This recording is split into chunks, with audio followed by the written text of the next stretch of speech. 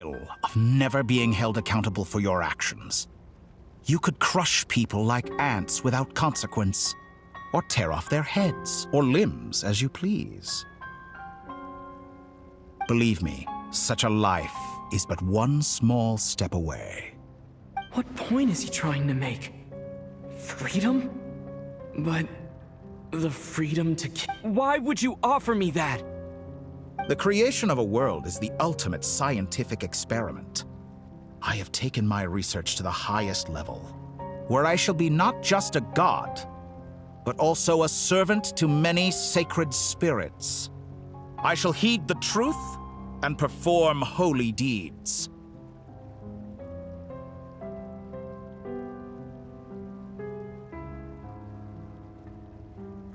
A god's laboratory is the perfect playground. But it needs the right occupant to explore its full potential. Mortals are found everywhere one looks. Not so with Descenders. I'd prefer my first guest to be a distinguished individual such as yourself. And I know you could make the most of the opportunities it offers.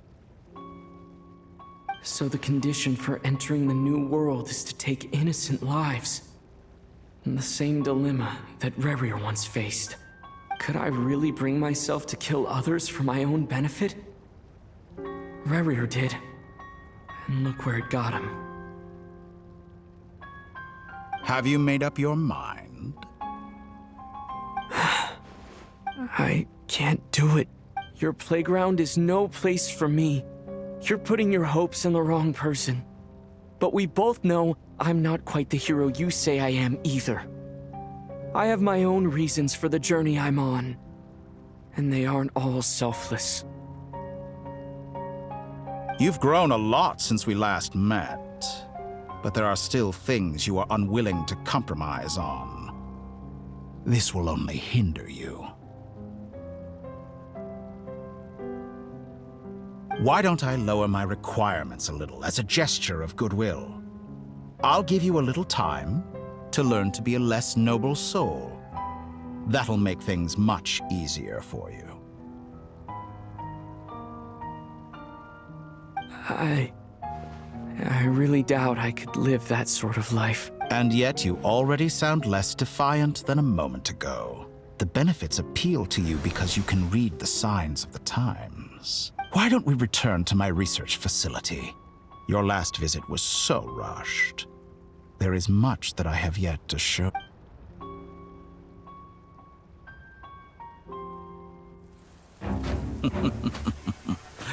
Now to that question, Heroes don't attack from behind. Guess I'm no hero. This is most disappointing.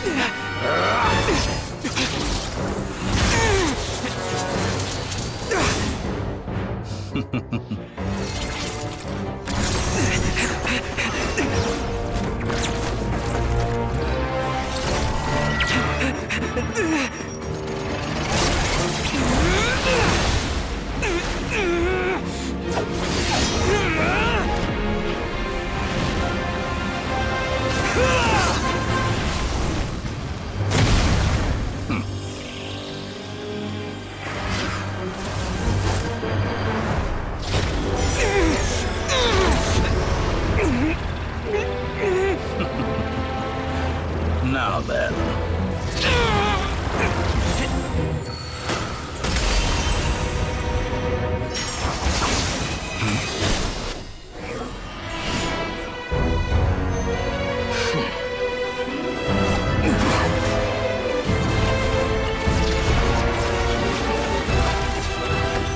A new face. Interesting.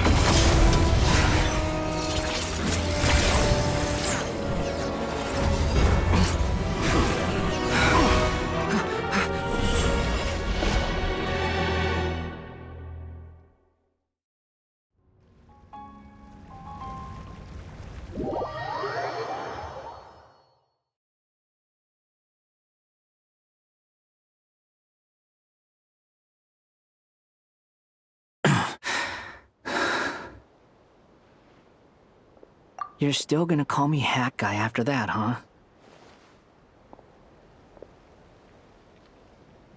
I didn't see anyone else in there who needed saving.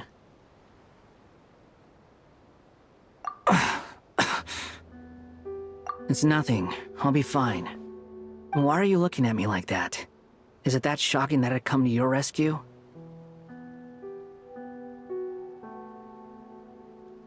I owed you a favor back in Sumeru. Now we're even. Distracting Dotori was tough. I won't lie. He's not gonna fall for the same trick twice. That was my one shot. I'd hoped to use it to take him out. Ugh. I never wanted to obliterate someone more than I do right now. Dotori doesn't recognize me, but his segments were originally made based on an analysis of my operational I expect it's only a matter of time before he figures out what I am. So Dotori doesn't recognize Wanderer because he deleted himself from Irminsul. Did he really miss his only chance for revenge by saving me? Why the long face? Hey, I'm not blaming you, okay? And I'm not complaining either. Rescuing you and killing Dotori are equal. Everyone would be pretty stuck without you. It's best you live to fight another day. How are you holding up?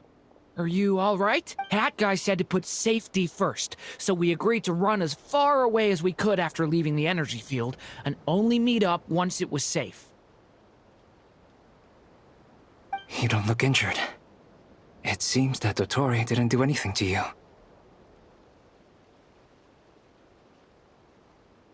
All right. Rescue operation complete. Let's head back. There's a lot more work to be done before...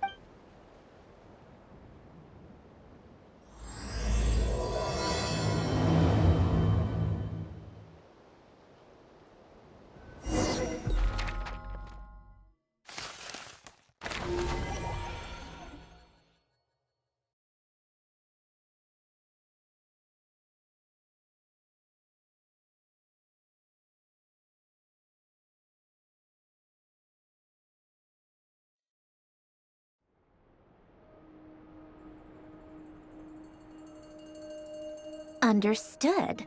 I will bear the Tsaritsa's degree in mind. I don't see what's so awesome about it, though. Does he really think everyone else is as immature as him? I'm not stooping to I thought you might say that. How's your progress? Quite promising, actually. That alchemist Albedo gave me a few ideas. Remember how I asked you to look up some files for me? That stuff on the Nazi-Kreuz Institute. René de Petrichor and Jakob Ingold. Alain Guillotin despised René's theories and methods, but he never managed to come up with better alternatives either. So I adopted some of René's ideas.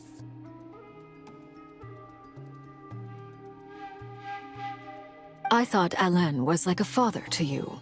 He and René were mortal enemies, were they not? And what would you say if Lenny and his friends one day learned something useful from someone you utterly detested?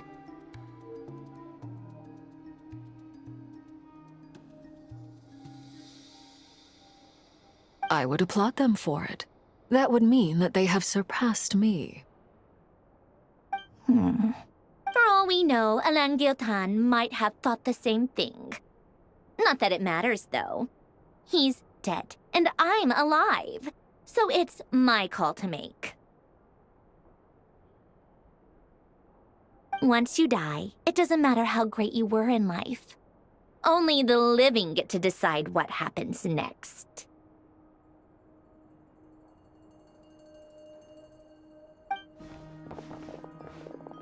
Hey, come on out. They're back. Huh?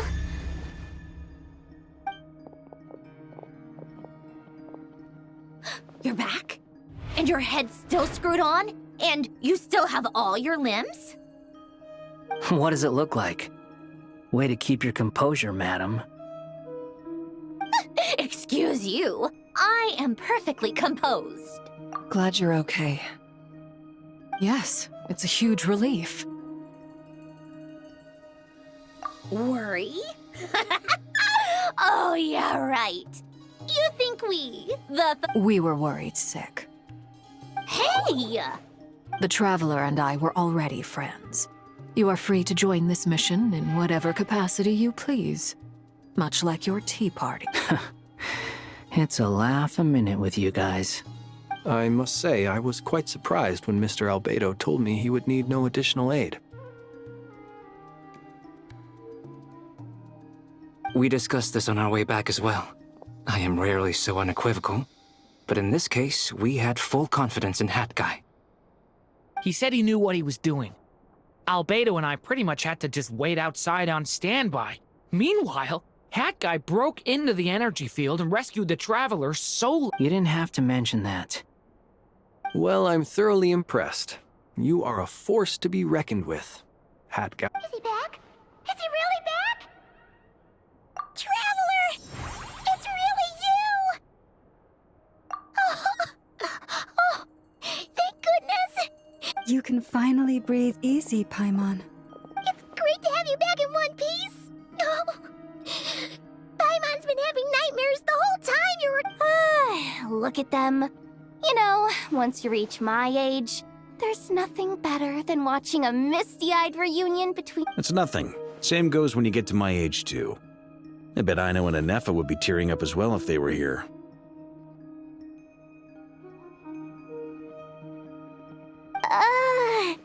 Varka, I'm not sure Anefa can... Oh, yeah, good point. Hey, your eyes are looking a little red and puffy. Come here, let's hug it out. What? Ew, no! No, thank you. You're not my dad, okay? Everyone, I'm sorry for all the trouble I caused you. But the silver lining is, I didn't come away from this ordeal empty-handed. While I was being held captive, I learned a lot about Dotori's current capabilities, and what he plans to do with them.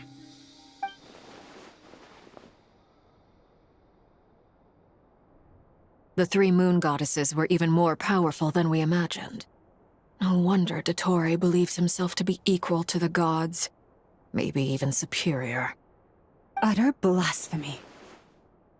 While everyone was gone, Nefer and I made an interesting discovery, and I believe Miss Sandrone has something to share too. Ma'am, perhaps you could do the honors?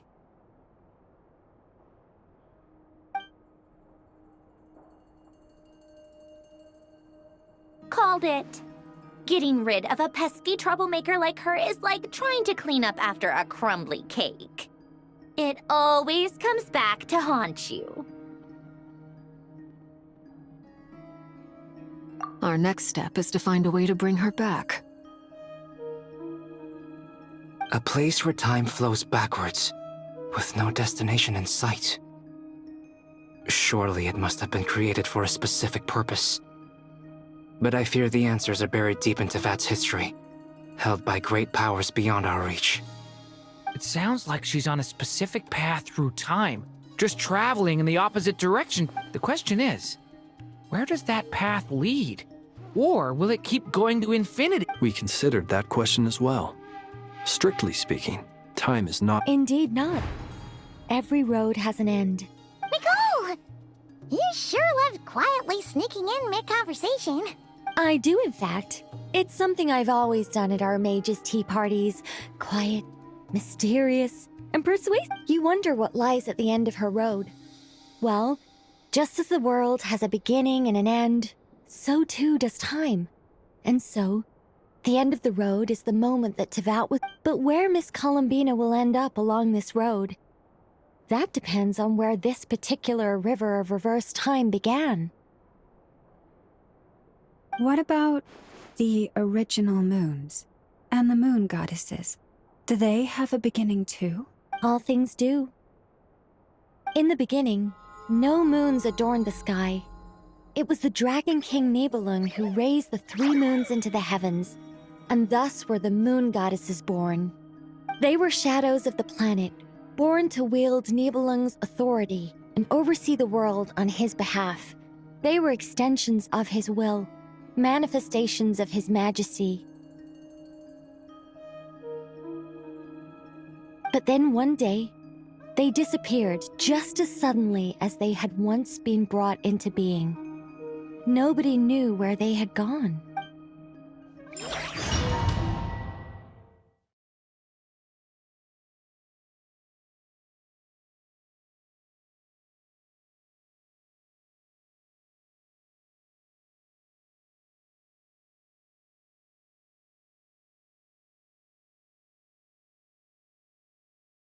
Like I thought, no more paths back to reality have emerged since.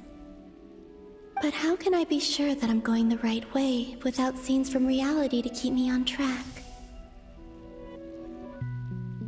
I can't even be sure of how long I've been walking for. The further I travel, the less stable this space becomes. There are even moments where I can sense something that feels like abyssal. They can just materialize out of thin air.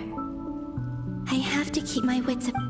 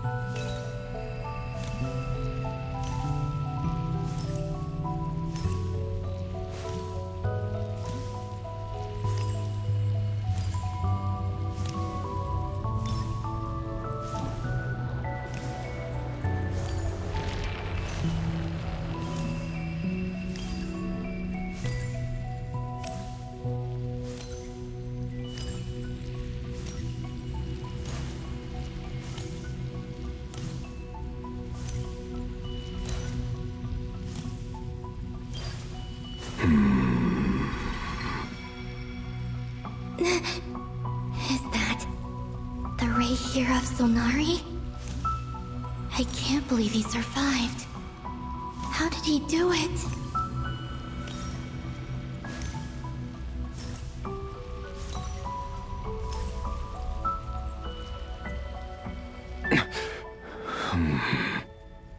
You are the moon goddess. But how? Please, there's no need. I'm not interested in fighting anymore.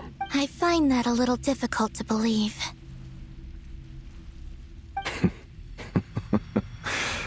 Yeah. The way you used my own power against me was... It was a brilliant strategy. And then, in the final moment before I was thrown into this space, I got to see an old friend. Mr. Dainsleif. Right. It was so long ago now. When I first got here, I was filled with hatred, remorse, and rage. How I cursed and devoured. I tore everything here apart. I was consumed by the desire to leave this place and have my vengeance.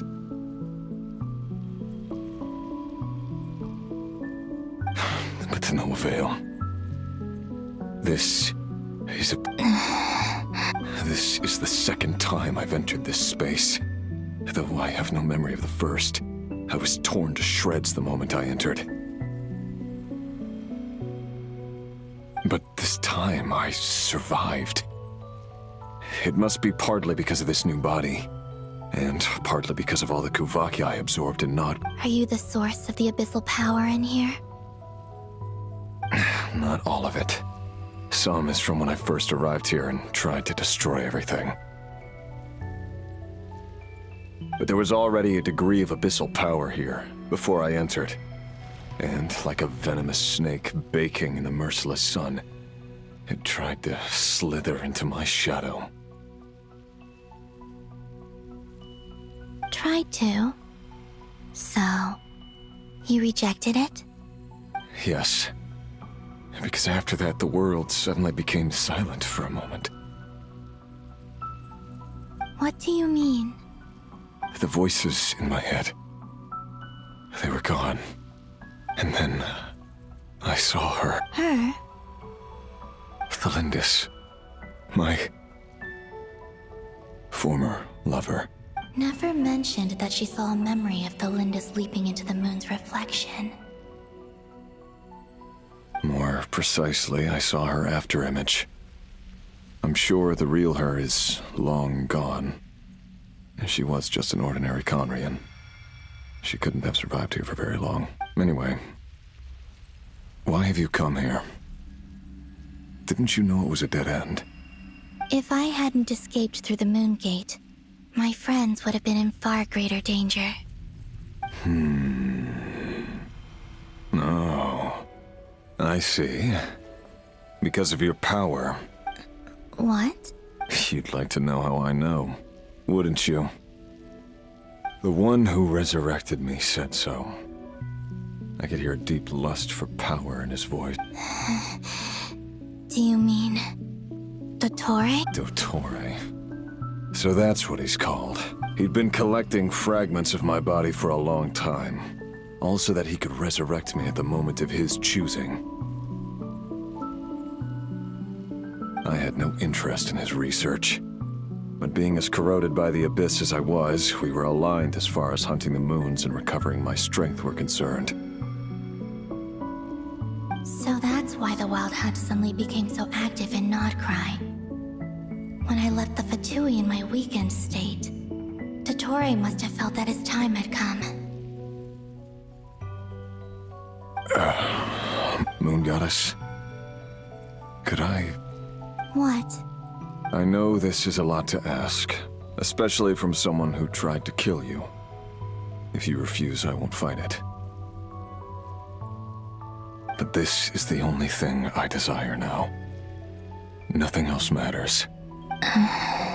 What do you want? I'd like you to take a message to Thalindis for me. Thalindis? But... Yes, she's dead. But like I said, I saw her afterimage. I can sense that some part of her soul remains here. Far, far ahead. Why don't you go and speak to her yourself? I can't. I don't know why, but I can't move freely in this space as you can. All I can see is a glimpse of her walking away. Just like the moment when I last saw her in life. In return, I will clear these abyssal obstacles for you.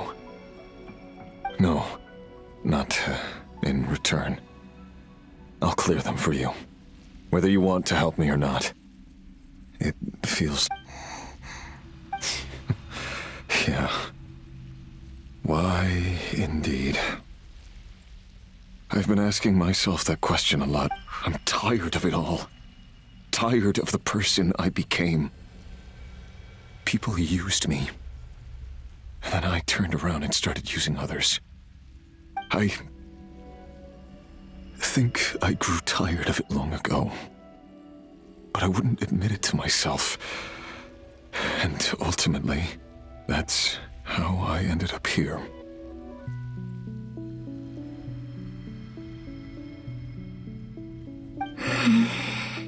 What do you wish to tell her? All of it. My past. My mistakes. Everything that happened. Is it okay if I give her the abridged version?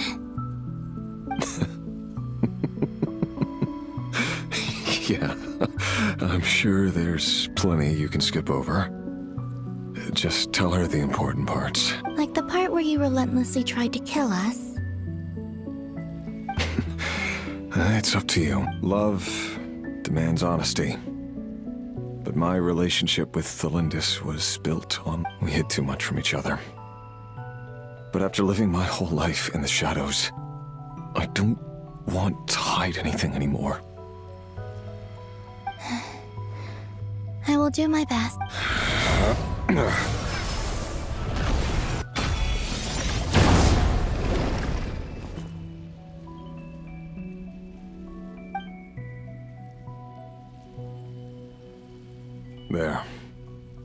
The Abyss will no longer stand in your way.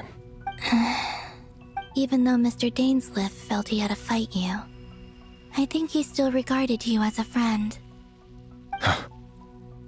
Dane? He said that you betrayed him, but he also felt great remorse at never having understood what you were truly going through. Why tell me this? Because if he'd known that someone could take a message to you...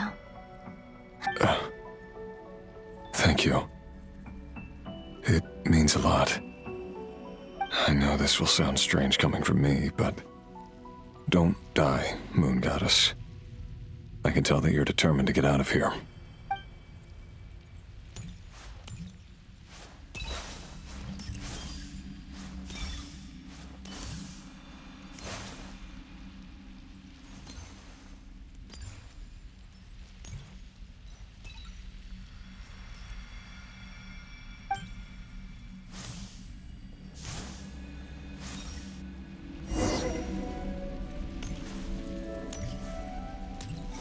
He kept his word. The Abyss is no longer obstructing my path.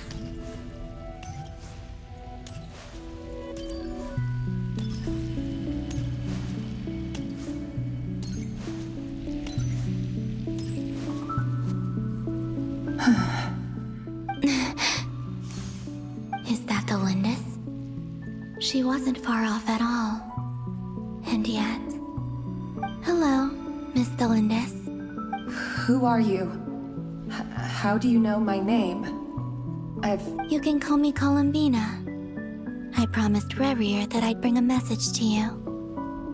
Rerir? My Rerir? Is he well? He's doing better than he was. Better than he was, huh? Sounds like he's had a pretty rough time. Others have had a rough time on his account too. In many cases, their time ran out because... And I'm not just talking about the children of the Crimson Moon. So, things got worse before they got better. Could you tell me what happened, Miss Columbina? Are you sure you wish to know? Yes. This is my opportunity to learn the truth. No matter how hard it is to hear, I have to know. I admire your courage. However, time is short. I cannot stay here for long.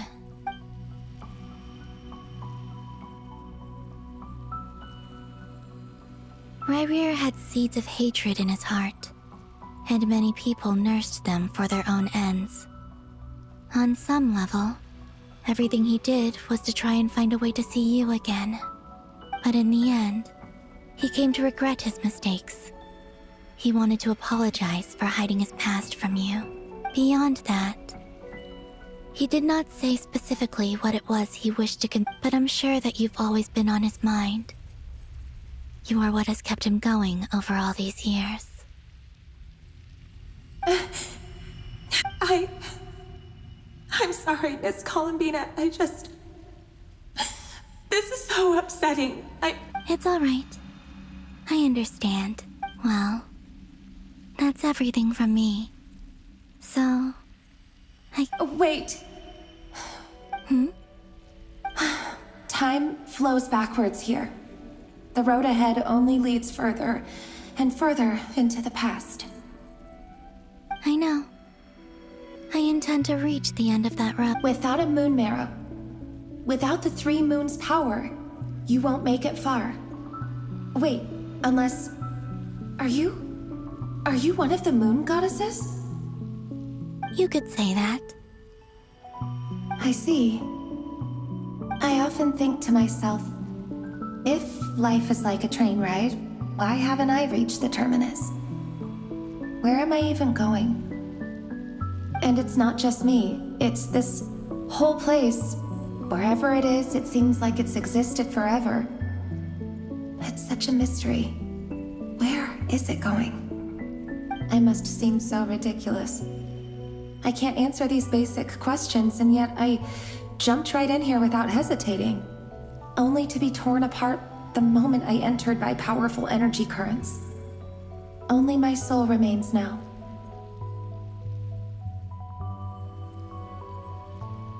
Thinking back, I was suddenly overcome with fear and terror in that moment.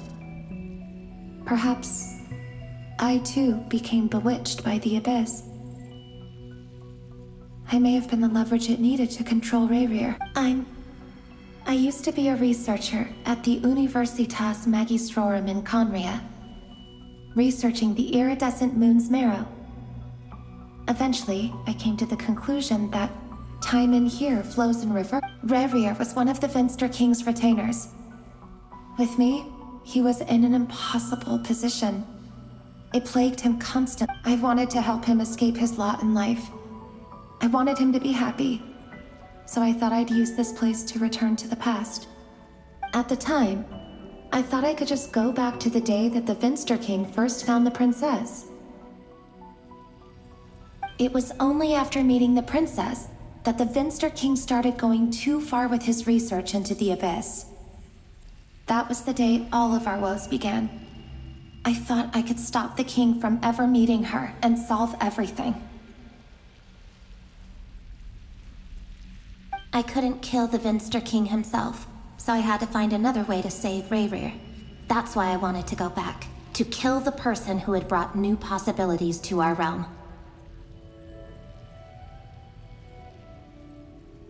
I'm sure it was a futile endeavor, but the Abyss probably enhances the basest human desires. So I naively hoped I could change everything. But I was simply too weak. Like a speck of dust against the whole universe. Look at me. I didn't even survive the journey here. Not physically, at least. I know I'm never getting out of here. But you're different. You can make it, and I want to help you. I owe you that much. How do you plan to help me? Have you noticed the golden energy that exists here? Based on my past research and my observations since coming here, I believe they carry you forward faster. I can share what I've learned and help you understand the pattern in which this energy appears.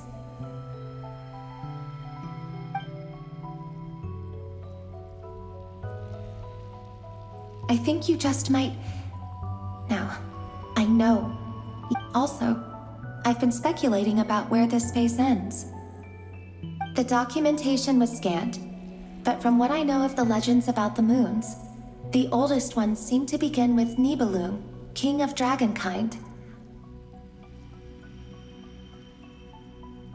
I have no way of verifying any of it by this point, but if it's true, you might be able to reach that era if you keep walking. Understood. Thank you, Miss Thelindis. I'm the one who should be thanking you. If you hadn't entered this realm of everlasting death, what use would my deductions be? Thanks to you, they have some meaning. About Rayrir, I'm so sorry. It wasn't your fault. That's not true. Because we both feared bringing trouble upon each other, neither of us ever told the truth. And that dishonesty sealed our fates.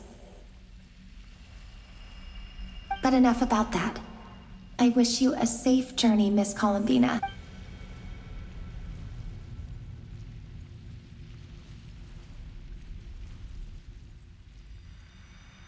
And may the outside world never have to experience pain like this again. Rayrir, you're there, aren't you? I cannot see you, because you exist in the future. I expect we'll be trapped in this prison of space-time for all eternity. But please, gaze upon the past, and then sit for a while. Let's find a place to sit down together, just like we did when we first met.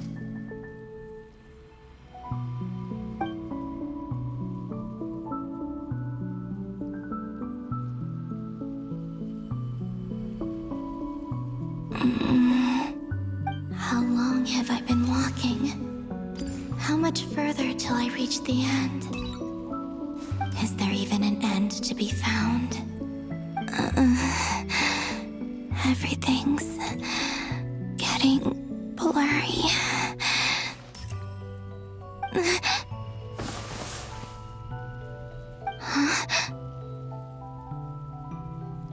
Are you all right, little sister? Have you come from the distant future?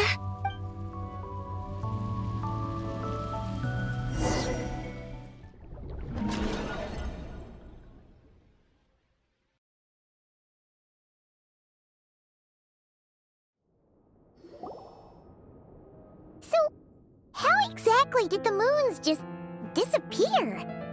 Shouldn't it be a little harder to get rid of major creations like... The world is a vast and ancient place. On a certain scale, all life lasts for but a fleeting... Miss Nicole explained that the moon goddesses likely perished in the War of Funerary Flame. The moons themselves were also destroyed at that time, save for the Frost Moon, from which a new moon goddess was later born. Am I missing something then? 'Cause the stories say that the moon goddesses were born on the moon, but doesn't Columbina say she was born in Nod Kry? Huh, you're right! Why do their birthplaces differ? What's the difference between the two generations of moon goddesses? Also, remember what Sandrone said? Her scans detected 4 moons. In other words, 4 moon marrows. Technically, the result of the scan means that 4 moon marrows were detected and positively identified as moons in that moment. In other words, this piece of information alone isn't enough for us to know how Miss Columbina is doing right now.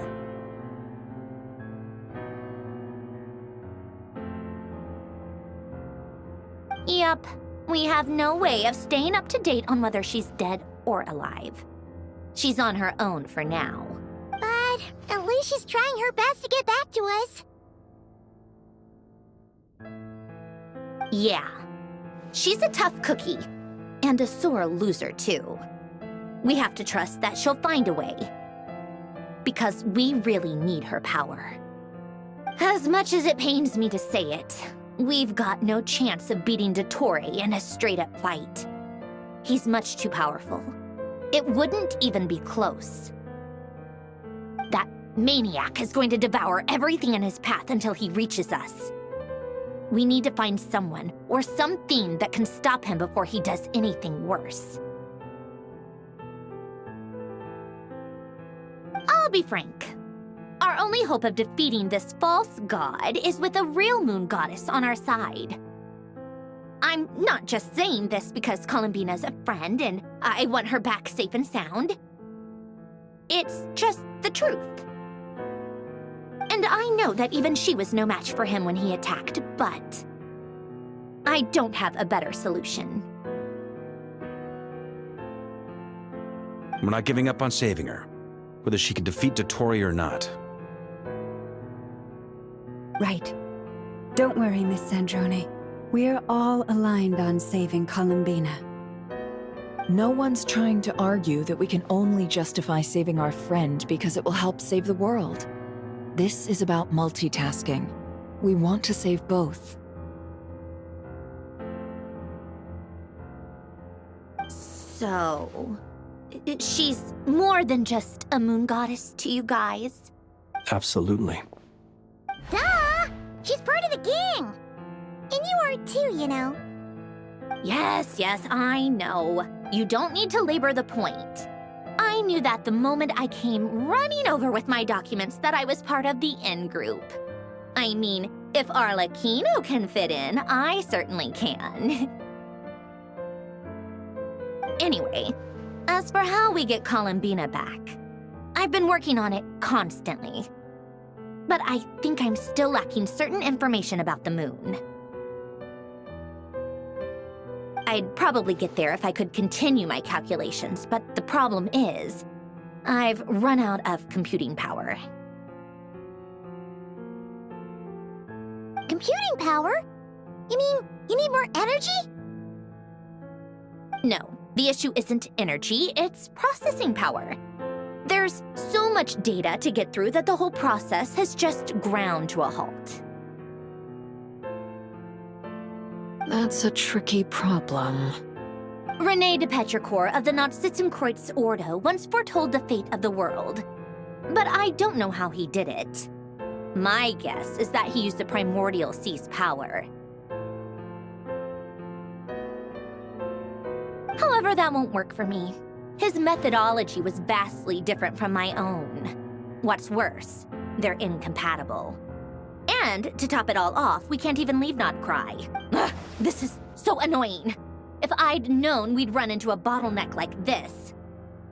Well, no, the design bureau's a bust as well. Curse that Dottore! Couldn't have made this harder for me if he tried. Oh, what do we do then? How about we grab a bite to eat and take a break? Maybe something will come to mind after you've cleared your head. You don't get it, do you? I'm trying to calculate the fate of an entire world here. And I need accurate results, not vague prophecies. Where the heck am I gonna find the computing power for that? Ahem. Anyway, time to shelve the discussion on technical difficulties. Being a killjoy isn't very ladylike. Either way, we've done what we can. Rest well, everyone. Remember to let us know if anything new. Hat guy? Is he hinting that we should talk outside? Let's go somewhere a little more private.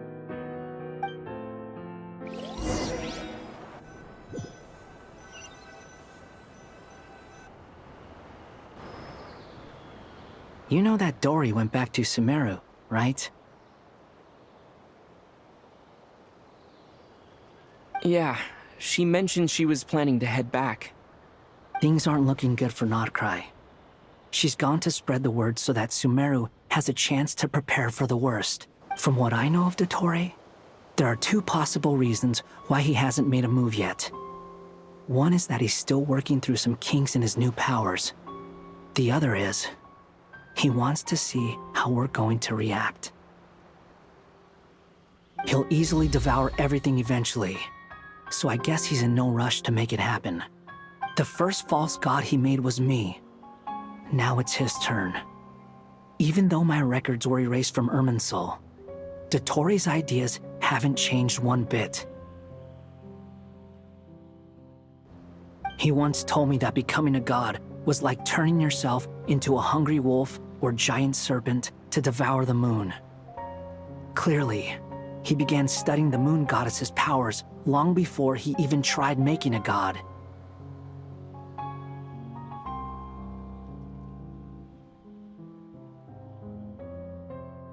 He's always wanted to get his greedy hands on divine authority one way or another. And in the end, he devoured the moon where I failed. In the desert of Sumeru, there is a chessboard built by King Deshret, also known as Al-Ahmar. I don't know if it was a real game, or if he was just trying to challenge his servants and citizens in some way.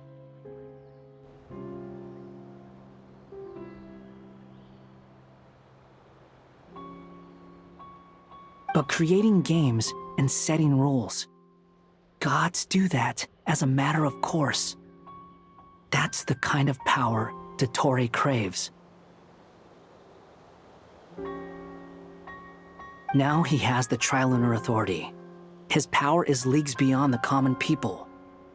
I don't think there's any point in other nations rushing to the front line.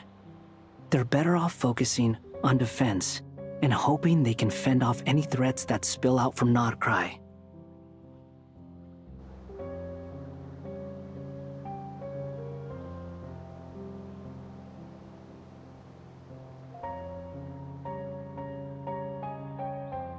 Either way, Dory will inform Lesser Lord Kusanali, and she will contact the other gods in turn. The Seven will have some recourse available. If nothing else, their protection should keep the rest of the world from descending into chaos as quickly as Nod Kry has. So on the bright side, even if Nod Kry is doomed, your friends in other nations won't be in any immediate peril.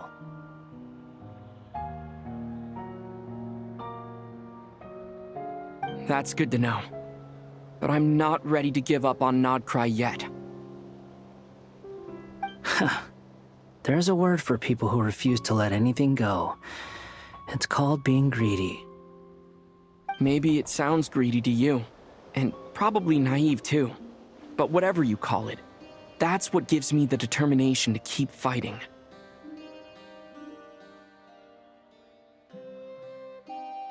Battles are fleeting, but the will to fight is a long-term commitment. Give up for even a moment, and your resolve will shatter.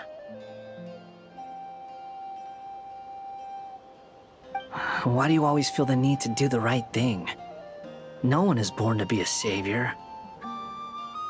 I mean, who's gonna criticize you if you fail or give up?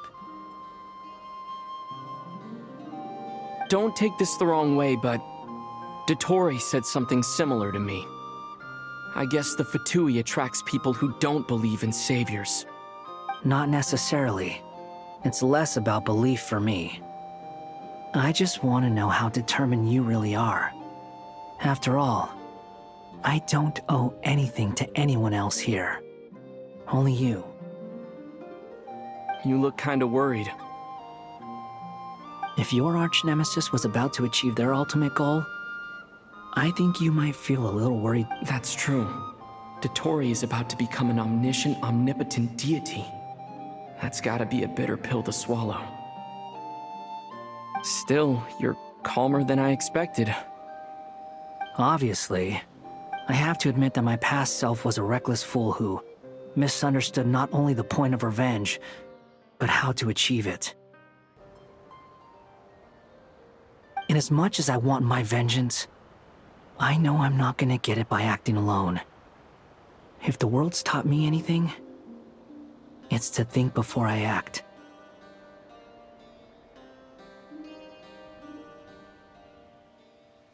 Too bad it never taught me any other virtues, though. So, I am going to destroy Dottore, no matter what it takes. So, what's your plan? I'll get to that. First, tell me, what do you think of Sandrone? Just like Paimon said, she's a friend, part of the gang. How much do you trust her? This is a serious question. Think carefully before you answer. Although she's with the Fatui, she has her own values, and she's helped us a lot. If nothing else, she's clearly going the extra mile. I see no reason not to trust her. If you say so. In that case, the three of us need to talk. I have some thoughts about her computing problem. It can be solved, but it will come with a cost. How much? If I can afford it, I'll cover it. Sometimes your heroism really backs me into a corner. You know that? Come on, let's go talk to her.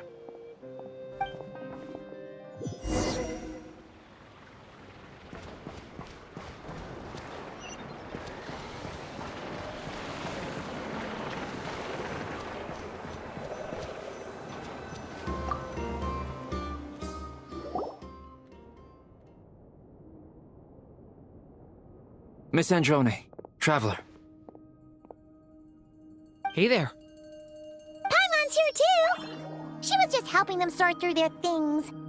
That was fast. The call only just ended. Well, you said it was urgent, so we got here as quickly as we could. Albedo, I have some alchemy questions for you. I see. Looks like my knowledge proved useful after all.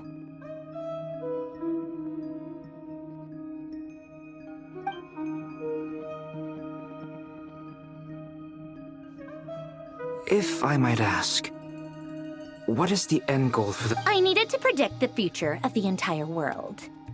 But I've run into some teething issues since trying to implement Renee's theory of the 4 Orthants. I see. I'll have a look at it. Still, computing power is the real issue here. How do you plan to solve it? About that, it's been sorted. Oh, with the Traveler's help? Actually, you're not wrong. He found the person with the solution. Was it Hat Guy? Yeah, it was him. Wow! Go Hat Guy! Seems like all that time studying at the academy. But where is he? Wasn't he the one who asked Albedo and I to come here? Come with me.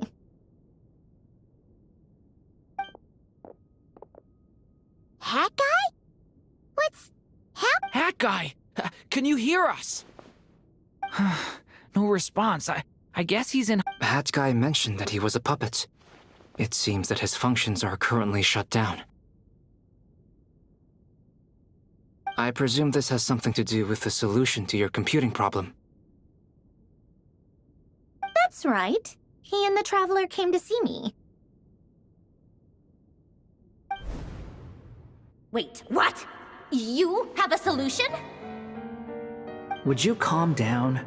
Why do you always react so hysterically to everything? Excuse me? How would you know? You shouldn't be so quick to judge complete strangers. It's very bad manner. Oh, please. It doesn't take that long to figure out that you have a temper. Where does a mere student get that kind of confidence? I've actually published more papers than you. Not that status counts for much. Even Paimon's applied for academia admission. Huh? Are you serious? See? This is why I can't be bothered to explain myself.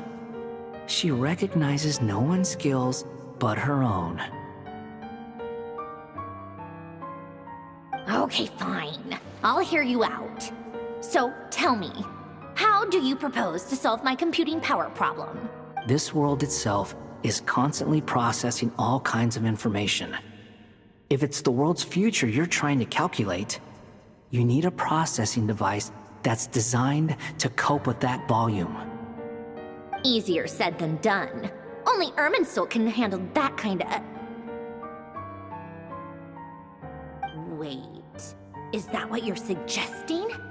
But surely we can't just plug my formula directly into the ley lines. You should be able to tell that I'm not human, right? Yeah, I noticed.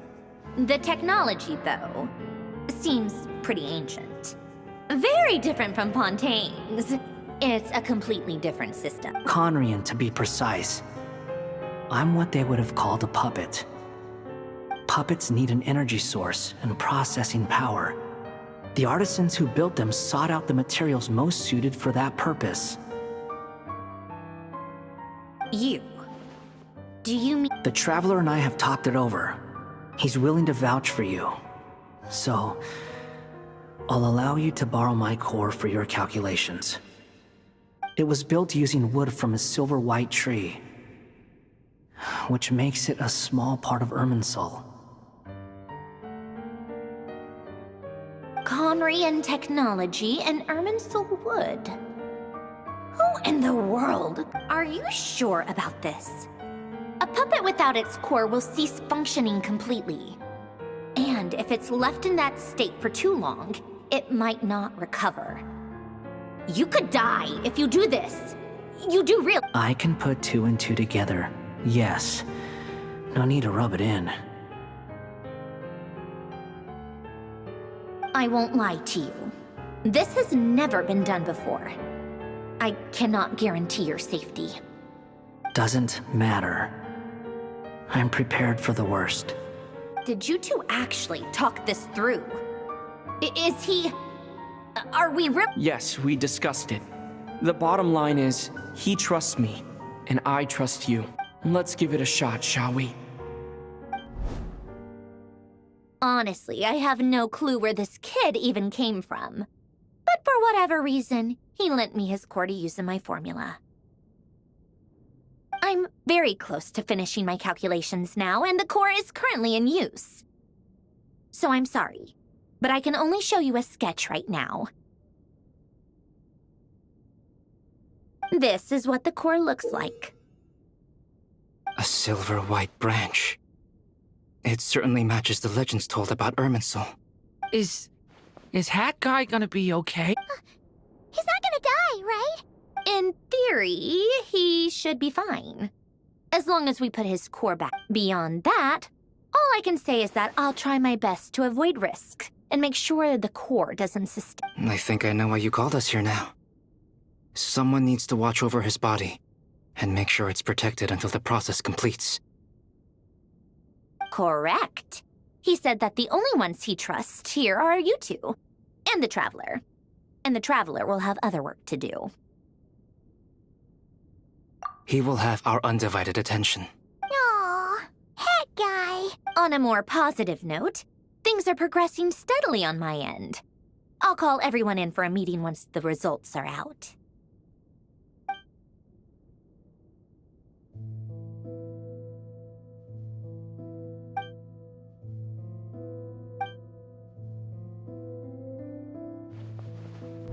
The worst case scenario with the core removal is either a system reset or a total loss of function.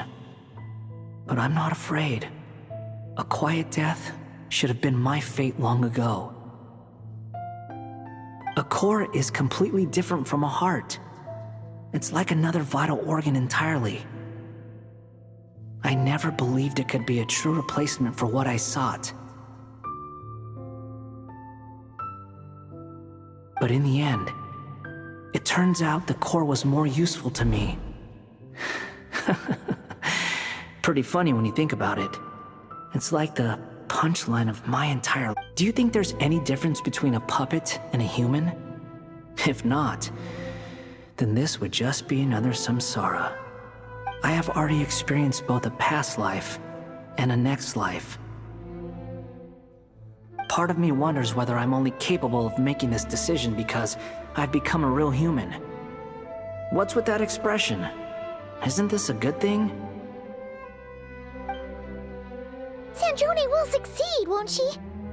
She has to. She will. We all have to persevere until this is over. That's right. And I'll protect you all until the moment of victory arrives.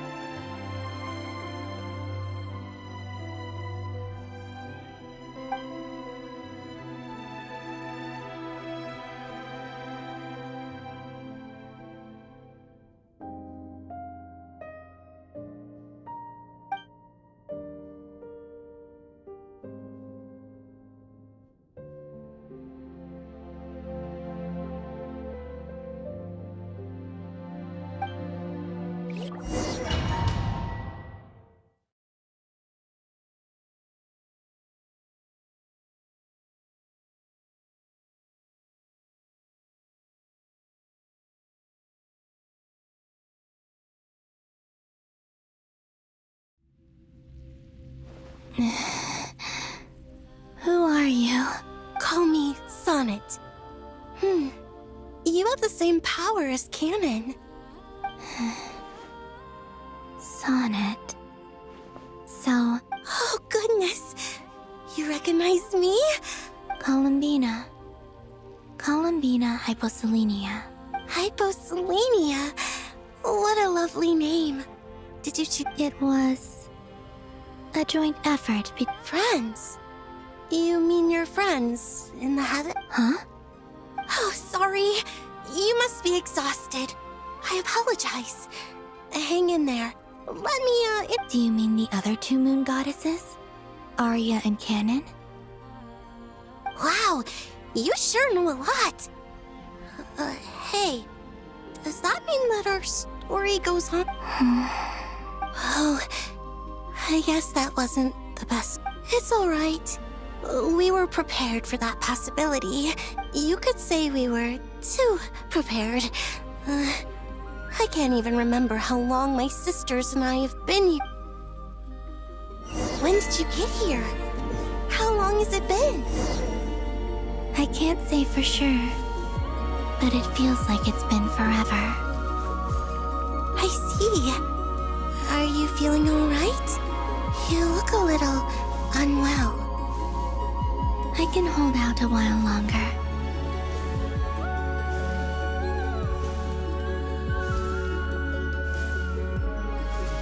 We don't have far to go. The place where my sisters and I are based is just up ahead. Don't worry, they're both really nice. I'll introduce you.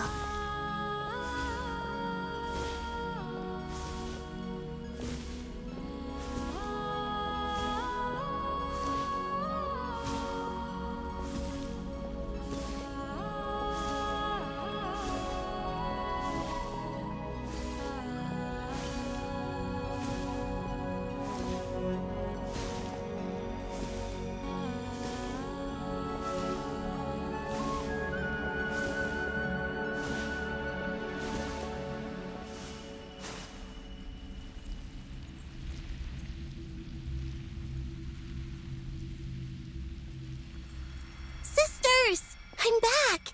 And look who I've brought with me!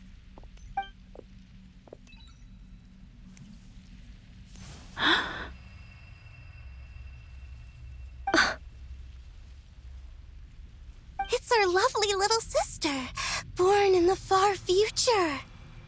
The pleasure is all mine.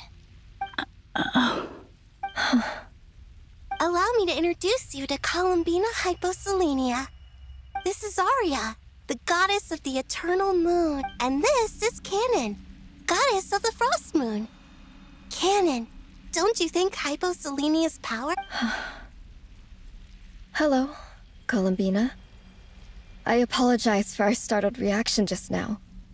And please, forgive our little sister if she's been annoying you. She tends to talk. It's fine. You seem shy.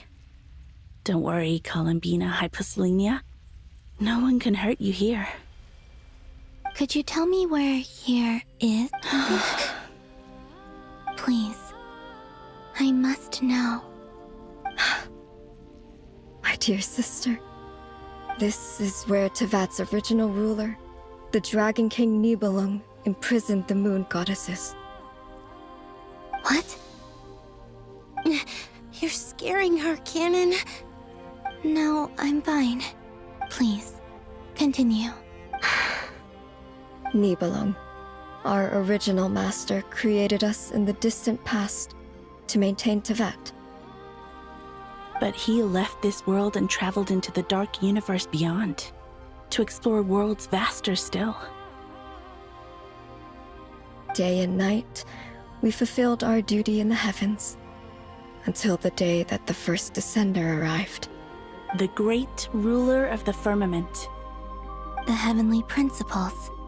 Is that what later generations call them? I see. But we did not reject them at first, nor did they seem to harbor ill intent towards this world. We coexisted in peace. They were like a guest in our home. Slowly, however, we came to realize that our guest had a growing desire to change and dominate the world. And you didn't stop it? No. There was an order to the rules they set up that Nibelung never taught us.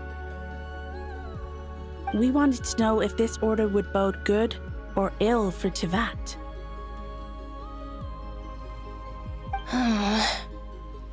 All right. Canon and I wanted to know. Sonnet was against it from the outset.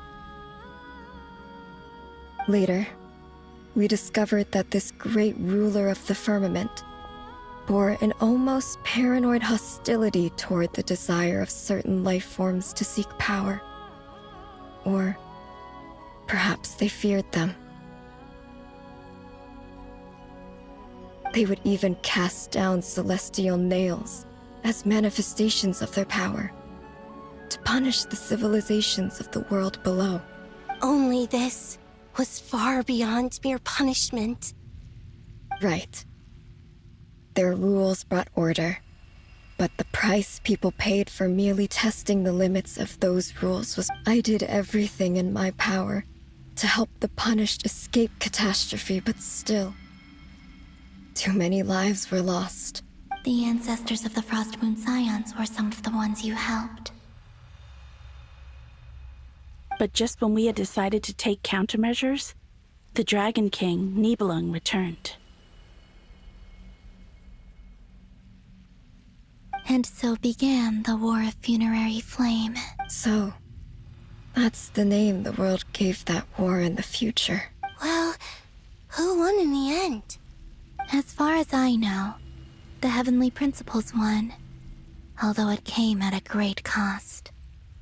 They remained in Teyvat, where they continue to rule to this day, and the world's original master, the Dragon King Nibelung, was And what of the moons? Are there still 3 moons in Teyvat's skies? You can tell us the truth, Columbina. We know we are but remnants of a bygone age. We are prepared for the answer. Only the Frost Moon remains. But it has been cast beyond the false firmament by the Heavenly Principles. The eternal and iridescent moons were both shattered during the war. So death finally came for us in the end. Sonnet. But you're still here. A moon goddess cannot live without her moon, Columbina. She's right. That's why I began to disappear. Because the Frost Moon is cut off by the false sky. How much— Our souls may endure within this lunar palace, but if our moons are destroyed, then we shall disappear the moment we depart from it. I'm sorry. There's no need to apologize to us, dear sister. If anything, we owe the world an apology. If only we'd decided to act sooner, rather than arguing amongst ourselves. all the more reason not to spend this time in regret and repentance. Instead, we should focus our efforts on how we might help our future sister. Sorry? Don't you see, Columbina, your story is not yet over. Is that not why you are here?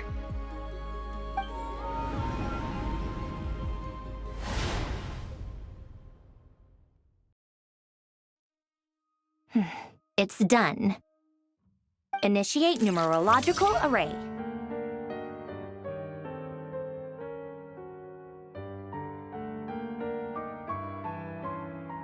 Continue running primary process. Calculate the world's fate through extrapolation, and identify nodes of potential change. Secondary process, scan for moons. Still 4. The number of moon marrows hasn't changed. Wait, let me think. Is it possible that there's something I've been misunderstanding about the moons all along? Variables. Variables in the... I know where potential variables within the world come from. So what about the moons? Are there any variables there? Like their life or death, for instance. What if being alive or dead makes no difference to a moon? But that's so strange. Even immortal gods can die. Why would the moons alone be... Wait!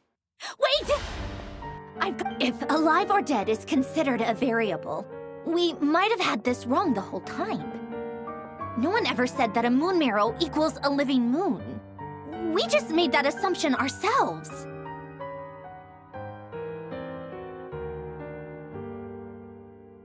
Initiate secondary process. Scan again, this time filtering out interfering perimeter, moon marrow. I don't care if they're natural or artificial. Get them out of my search results! Why? it says 3 moons still exist in Teyvat, even after excluding the moon marrows. But we know for a fact that 2 of them are dead. Redo the scan. Narrow the results to living moons and real moons. No, scrap that. Narrow it down to moons that have lunar authority and remain alive. Why?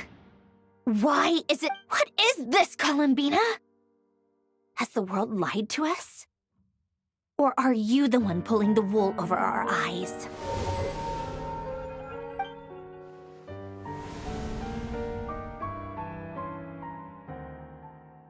So, you think that the moon's reflection might be where Nibelung imprisoned the 3 moon sisters? Yes, it would explain a lot, such as why that space would respond to a moon goddess's power, opening the moon gate at her command. It would also explain why Miss Columbina has been unable to leave, and why time flows in reverse there. In the messages she sent, Columbina promised us she'd find a way to return, but we have no way of knowing how, when, or where this might happen. The fact that she still has yet to reappear in this world indicates that returning from that place is no easy feat. So you're saying, if she could return by her own power alone, she would have done so? Yes. She certainly wouldn't leave it to this late stage when it's so touch and go. I've been giving this some thought, and I've come to believe that Luanatar might be an anchor that she left behind. As a sort of... This could also explain why Luanatar is always by the Traveler's side. Sounds like a plausible theory. If that's the case, there must be some criteria we need to fulfill to allow Columbina to return to the present. The question is, what could they... Hello? Listen up! This is extremely important!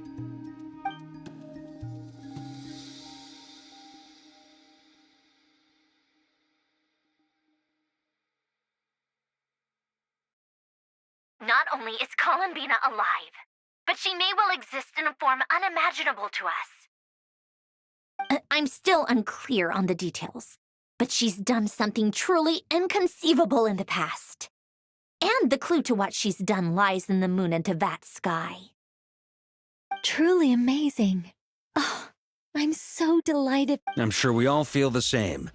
And I'm sure Columbina is ready to get back here and fight by our side. I'll keep my calculations going and try to find some way of coordinating with her. But that's not an excuse for everyone else to slack off, okay? All of you had better keep trying to think of solutions. How can the dead moons still live?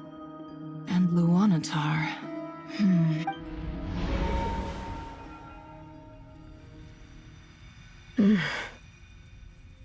It's hard to believe that's what will happen in the distant future. Our authority is linked to the most fundamental rules of Teyvat. I suppose it's no wonder that many would covet that power. I didn't realize that when you said friends, you meant people who live down in Teyvat. That's so lovely. I always wanted to go down there and have some... Have you ever tried leaving this prison? Of course. Between us, we've tried everything. But no matter where we go, this space will eventually bring... It's like the center of a whirlpool. Everything ultimately converges here, at the moment when Nibelung imprisoned us.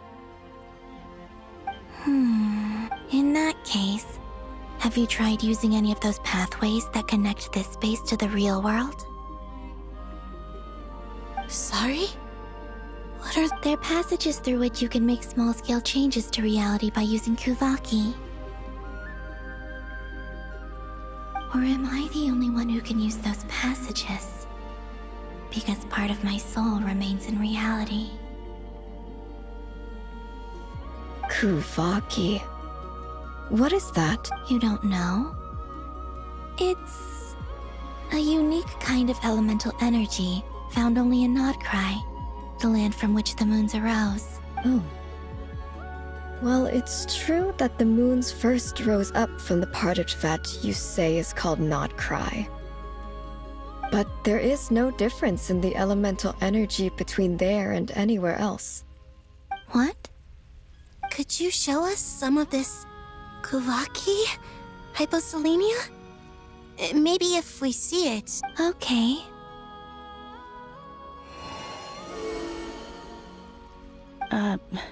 Isn't that just your power? What? But it's everywhere in Nod Kry. In the air, in the land. Even the creatures who live there have adapted to its influence. How curious. This Kuvaki certainly did not exist anywhere in the world before we were in prison. Let alone influence living creatures. So, how exactly does it affect them anyway? Can they float in the air like us? This is so strange.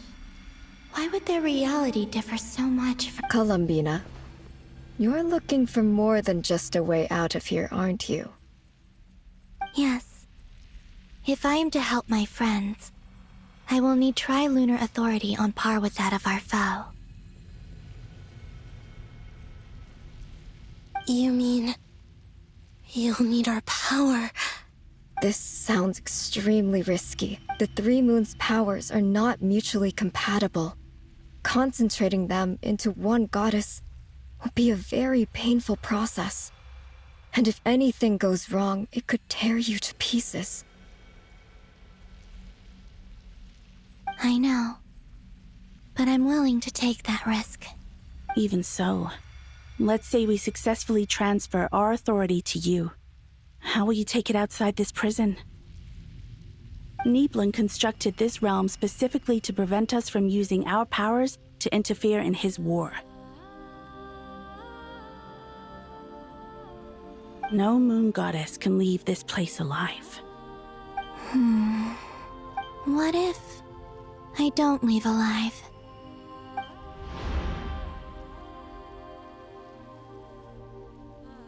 Where do we even start? How are we supposed to figure out what we're meant to do to help Columbina?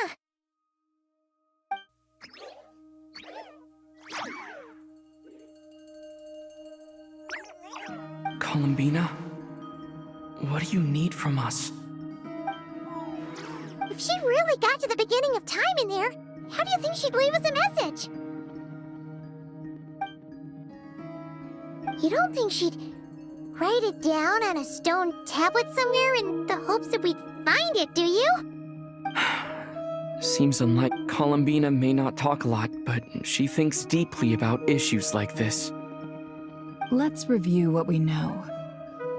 This is the Columbina who fought alongside us against the Reikir of Solnari, and with whom we celebrated Moon Prayer Night. She knows our personalities, our ways of doing things, even our unique strengths and abilities. So, if she wanted to tell us something from a long, long time ago, what would she do? Oh.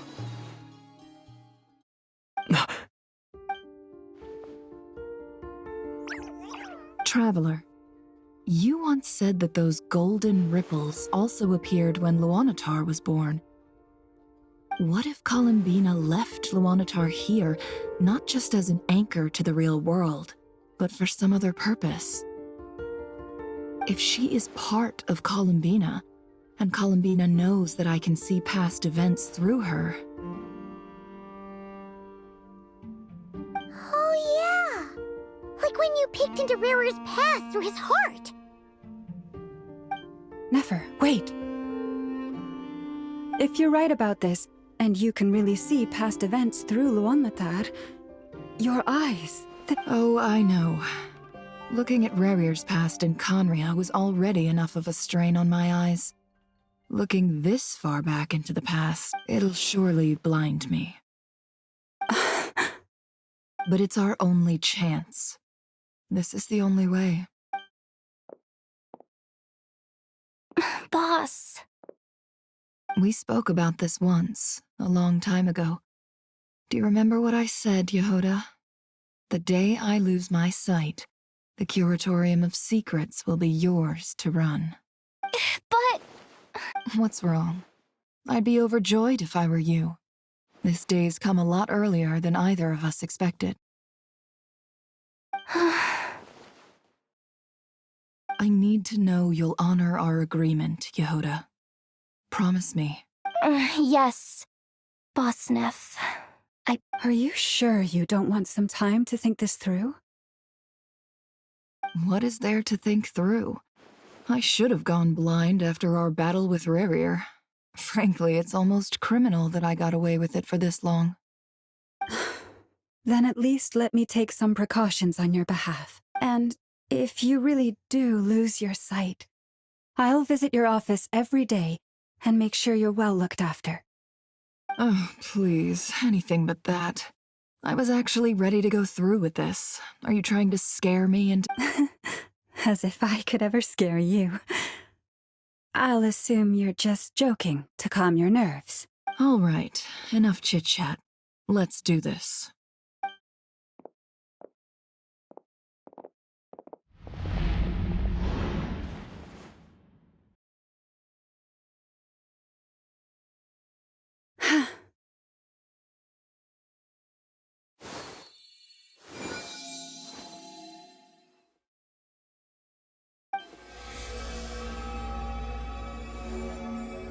All done. Good. Now give me some space. Come on then, little one. Show me what happened in the past.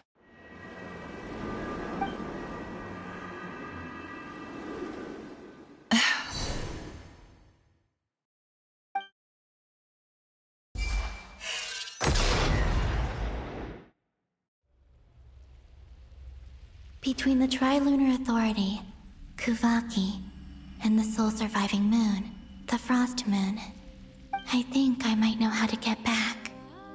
But I will need my sister's help. Time to go talk it over with them.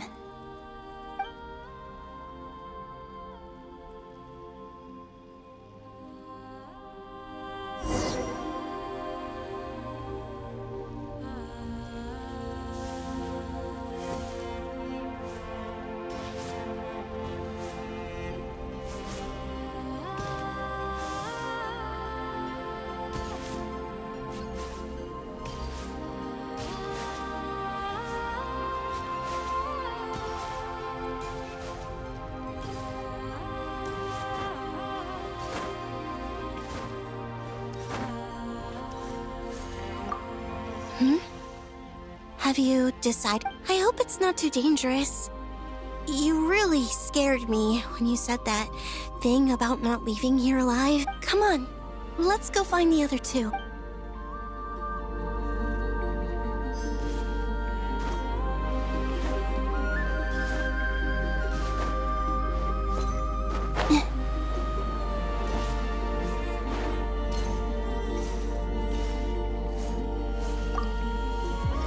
Seems you have reached a decision. I'm all ears. What do you propose?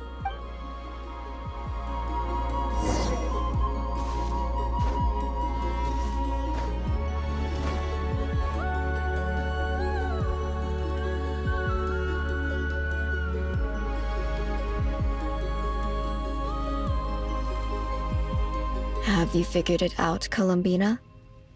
Tell us. How do you plan to leave this place? I intend to die here, in this moment. What? What are you saying? How will you inform these future friends of your plans? You can't exactly leave oracles. Nothing can escape this place. Not a single ray of moonlight. And even if you found a way, what if they never find the message you left for them? You'll... No, that won't happen. Come again? They will find my message. I'm sure of it. I'm not following. How exact? It's quite simple, really. First, I will leave my soul here.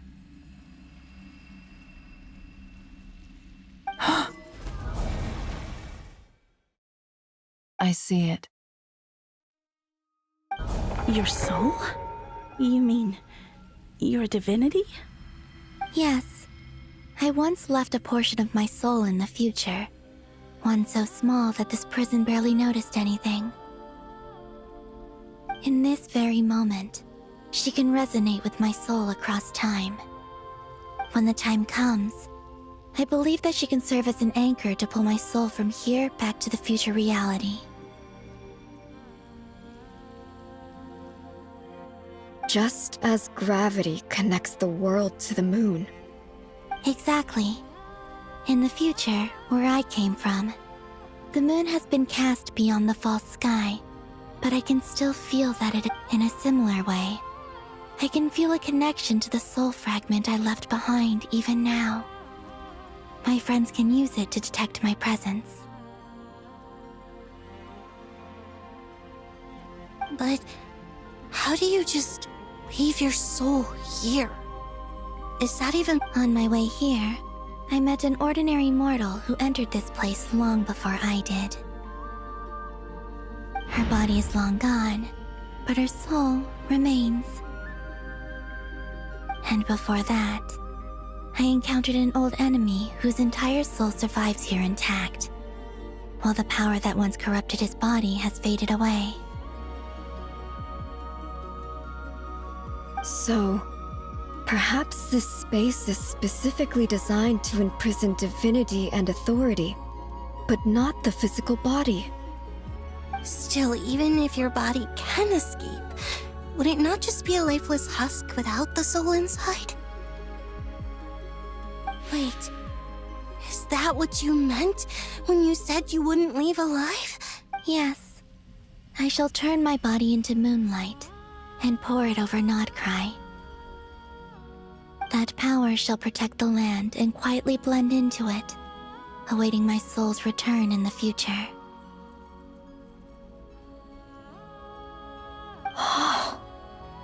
However, I cannot do this on my strength. I would need your help to do this. So I'm humbly asking for your assistance. Oh, dear sister, you need not be so formal. As I said before, we are but remnants of a bygone age. You, on the other hand, were born alone in that distant future, and you have walked a long and lonesome road since then. How could I bear to let your story end here in this dungeon? Don't forget, we are your sisters, your family. Arya's right. Actually, I've always wanted a little sister. Can you imagine how it's been for me? Getting nagged by two older sisters all the time. Now, I finally get to be the big sis. And not just that, but I get to help you return to your world, too. So... Canon? I'm sorry. I know this is a bold request. The Frost Moon is rightfully yours, and it remains intact. Oh, no, please, don't misunderstand. I was just thinking back on the years that the three of us once spent. You cannot imagine how happy I am to hear of the future world you describe. The Frost Moon Scions, your lovely, kindly friends. For the three of us, whose purpose in life was to maintain the peace in Teyvat, it is a great relief to know that the people of this world live in such an abundant future. If your plan can save them and save Nod Kry, I will gladly give you all that I can. Besides, the three of us have been together since the day we were born. I could never abandon them to live on alone without them. Canon. Still, I do have one question I would like to ask. Certainly. Why do you cover your eyes?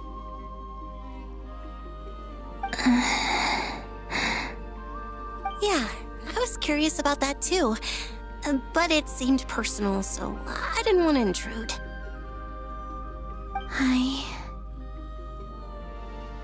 There was a time when I refused to look upon the world. I believed it was full of nothing. I wished to hide my feelings, seal my heart, until I could return to my true home. I see. Perhaps that decision saved you from ever having to see the false sky again. But at the same time, you likely missed out on many true and precious things, like the smiles on your friends' faces. Promise me this, Columbina. When you return to the future, open your eyes. I'm sure that you know this already, given that you long to return.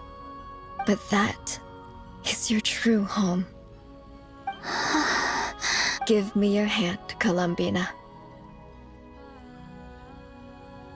Aria, Sonnet, you too. Okay. All right.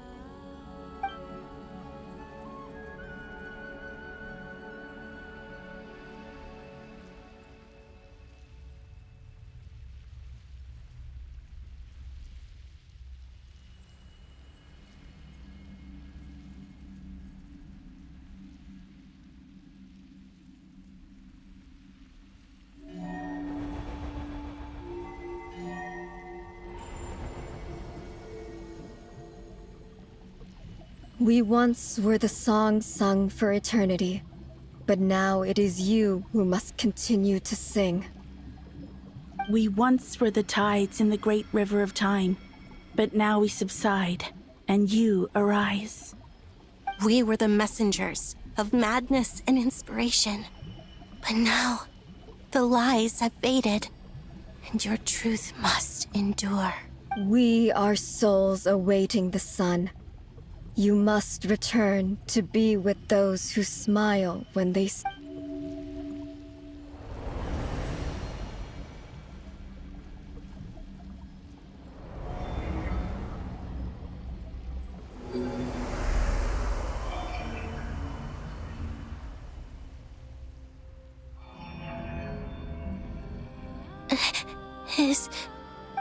Yes. We have transferred the authority over all 3 moons to Columbina Hyposelenia. From this moment on, she is the Tri-Lune Goddess, the one and only moon goddess of this world.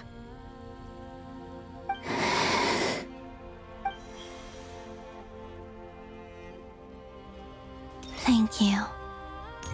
Thank you, my sisters. Now go, and do what you believe is right, Columbina Hyposelenia. Be aware that we cannot grant you the power of the 3 moons beyond these prison walls.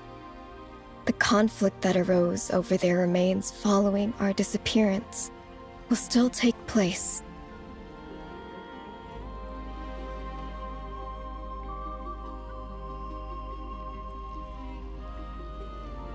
I understand. Sisters, oh, my body. It feels... Now that we have given up our power and authority, our bodies are merely mortal shells. This prison is dissolving them as we speak. It's okay, Sonnet. The end must come for every god, just as it does for every human. That's all this is. The final destination of our lives. Canon and I will be by your side the whole way. We have one final request, Columbina. Could you use the 3 moons' power to send us back into the real world?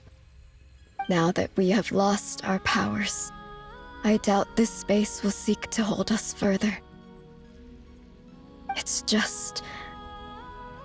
we would like to spend our final moments together in the only Of course. Gladly. Sonnet. Yes? Don't... I wish I could tell her not to give in to the abyss. Not to be afraid. But is this really what I should say at this moment? Don't forget. I'm so glad to have a big sister like you. No, Hypo. Thank you. I'm okay. I'm not afraid. As long as my sisters are with me, I won't be afraid. It looks like this is goodbye, sisters. Goodbye, Columbina.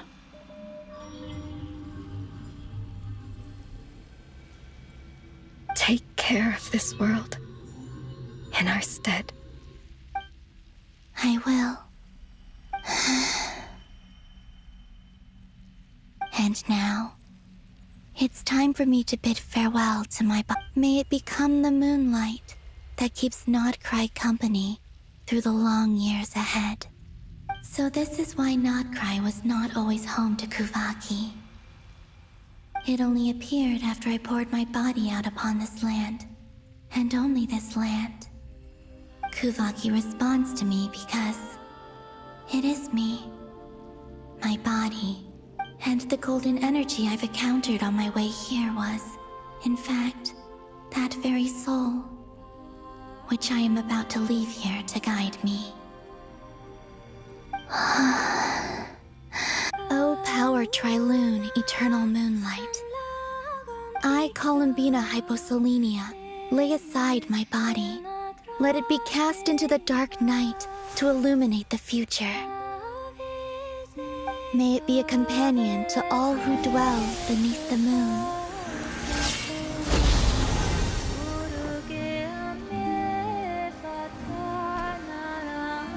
Until the time comes for me to return home.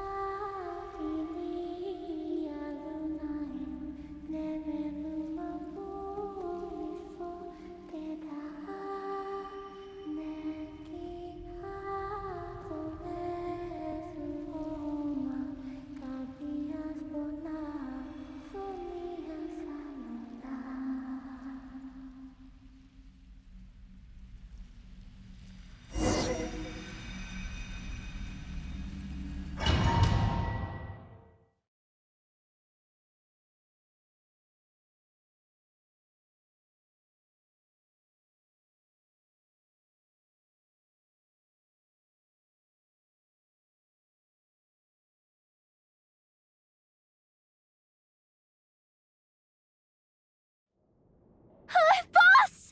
That was crazy! Were we even allowed to see that? Is anyone? Can you still see? How many fingers am I holding up? I see 2 fingers, and a look of sheer terror on your— Truly astounding, Miss Nefer. Your eyes have glimpsed the very ends of the world, and yet they remain as sharp as ever. Or is the credit for this miracle due to Miss Lauma?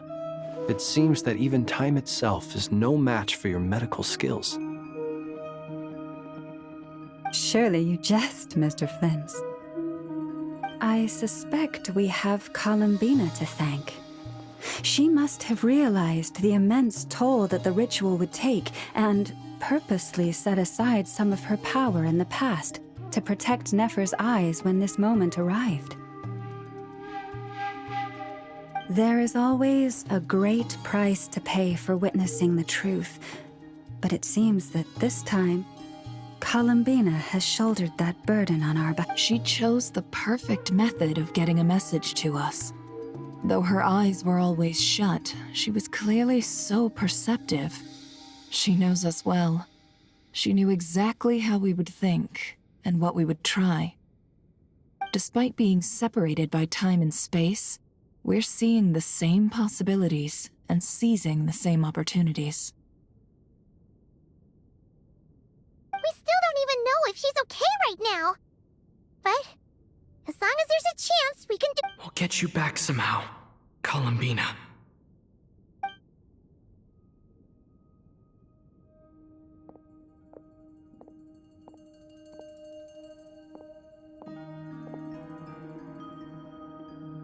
Well, based on the information we now have, let's figure out our next moves. Thanks to these gentlemen, we have a much clearer picture of the situation with Dottore. The civilian population has been moved to safety, so we no longer need to hold back.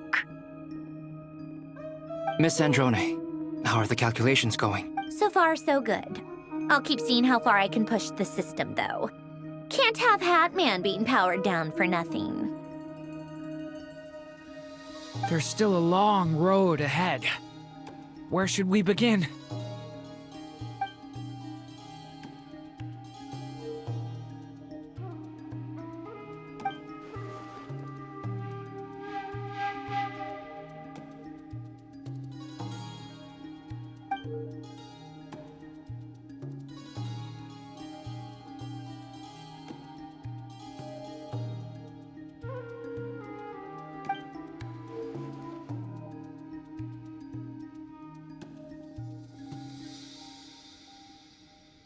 Our plan is clear. Time is short, so let's get moving. There's just never enough time, is there? Time is the bane of my existence. Ugh. Anyway, I'm gonna get back to work. All right, we'll do our part too. Yeah.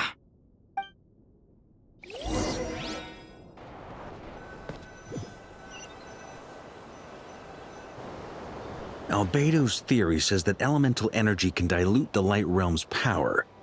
But I'm no expert in building elemental defenses. Sounds like something out of the advanced elemental theory section of the library. Whew.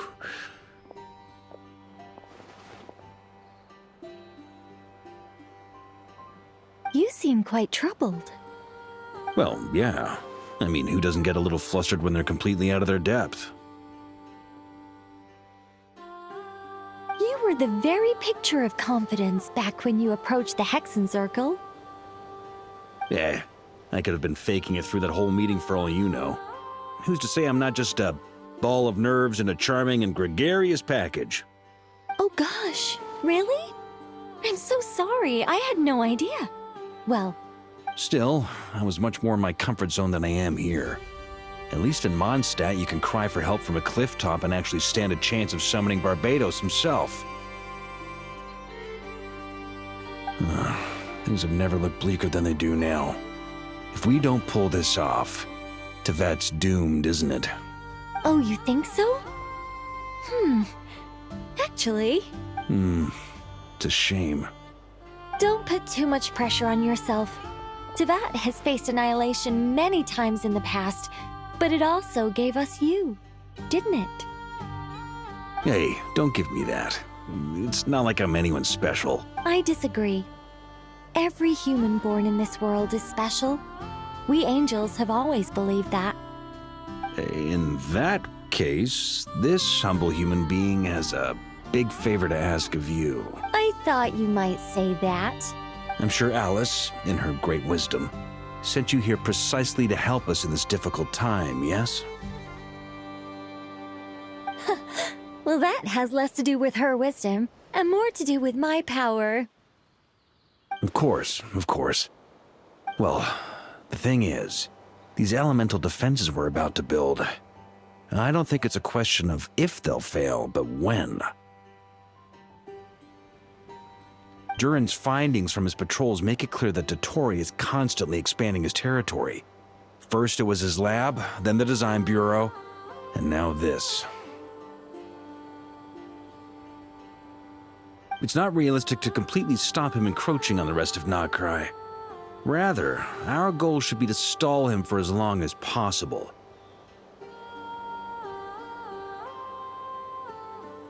If Miss Sandroni's calculations are correct, well, they're the closest thing to certainty we have in this situation, so let's assume they are.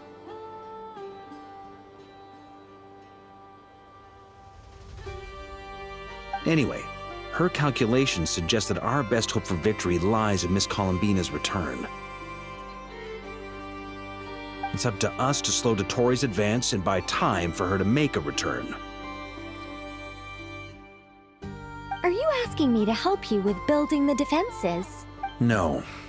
I'd like you to prepare for what comes next. When he eventually reaches us, we will have to fight him. You were an angel once and a mage now. I'm asking you to lend us your protection. Oh.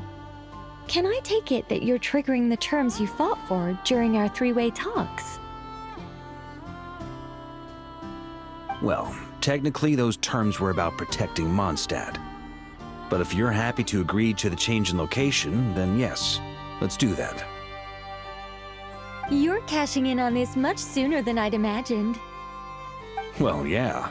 The way things are going, I might not get another chance. Very well. The mages have heard the knight's plea, and we will respond. To tell the truth, Alice and I had already discussed how we might help you all, so I didn't come empty-handed. I always like to be prepared.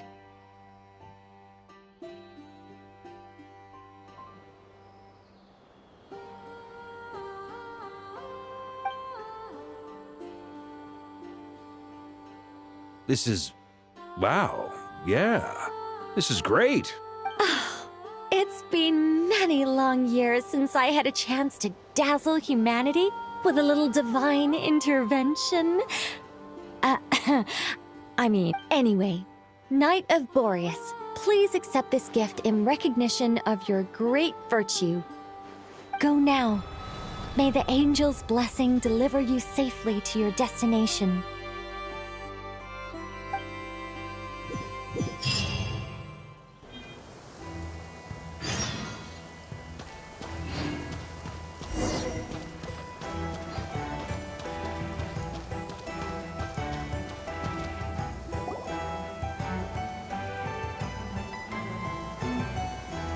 You're here. Sandrone! How are things going? Glad you asked. You two are about to become the first people to lay eyes upon my masterpiece. Or should that be the first person and the first, specter?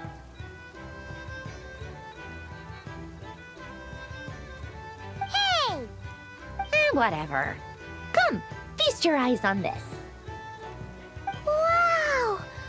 We've never seen something like this before! This meter displays the progress of my formula. Currently, it's still making the most important connections. Once it's finished running, I'll deliver it right to your side. And then, we can finally bring Columbina back. What do you mean, deliver it? Can't you just tell us over the Dodo communication device? It'll just be some numbers, right? Ugh, you're such a greenhorn. This isn't the kind of formula you solve in math class. It's a highly complex algorithm capable of constructing a framework of rules. Whatever. We'll be here all day if I start trying to explain it. All you need, I'll share the data with you. Nicole's agreed to let me use her information channel, so we just need to use the Dodo communication device like so. There. Now you can check in on my progress. Wow! Look at that! You're amazing, Sandrone! About time you recognized my genius. Took you long enough. Anyway, that's all for me.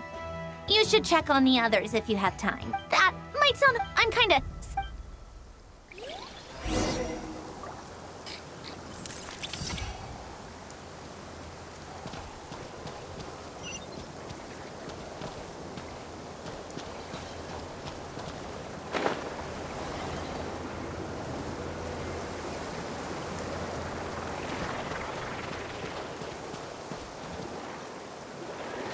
Yes, Miss Moonchanter? What are you staring at? You always address me in the strangest ways. Lady Moonchanter 1 minute, Miss Moonchanter the next. Yes, and? Are either of those incorrect? Not as such. It's just that I simply call you... Uh-huh.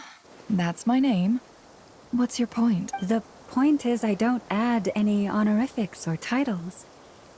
Meaning what? That... maybe... Is that how you see it? Then I thought I was the one with ID. Never! Wilma! Paimon, traveler. Just swinging by to check in on you. How are things going? Did you manage to get some rest? Don't worry about me. I won't slow us down.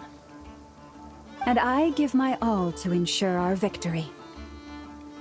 Ah, yes. Allow me to give you two a quick checkup.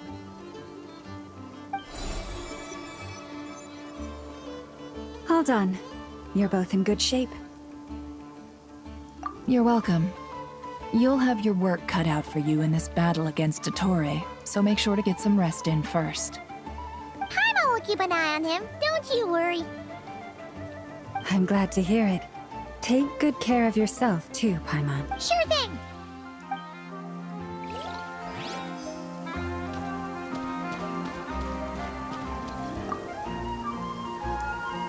Traveler, Paimon, a pleasure. Plans! How's everything coming along? Fairly well, if I do say so myself.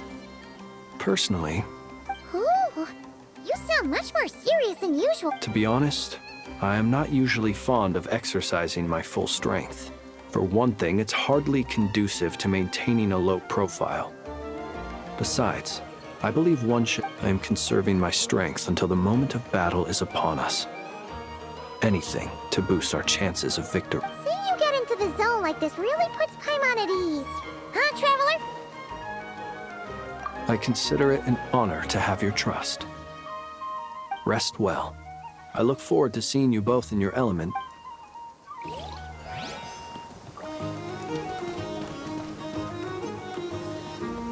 Thankfully, Miss Nicole has come to our aid. Nasha Town is now looking very well. Golden Flame. Yes, that's Nicole's power, all right. Based on the latest message from Grandmaster Varka, it sounds like they've reached an agreement. The situation should be more stable with her assistance. Everyone will have at least some degree of protection. Albedo! Durin! Hello there, you two. Are you well rested? That's good to hear. As per the plan, Albedo and I will be in charge of Nasha Town. As Dottore's energy field expands, it's creeping ever closer in that direction. But we will do our best to hold our position. We fought side by side many times before, and always with great success. I believe this time will be no different. So don't worry about us. Focus on fighting Dottore.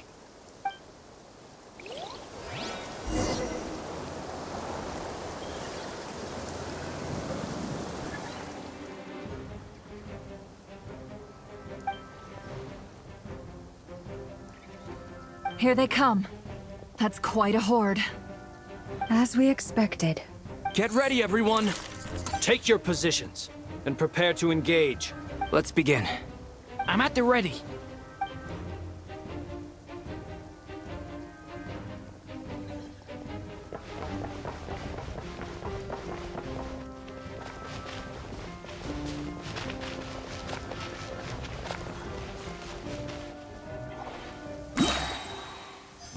What a waste of time! Change your plan. Go! Wipe out! Time for the big Water one. tank! The long sleep beckons. Didn't take too long. Do you fear the dark?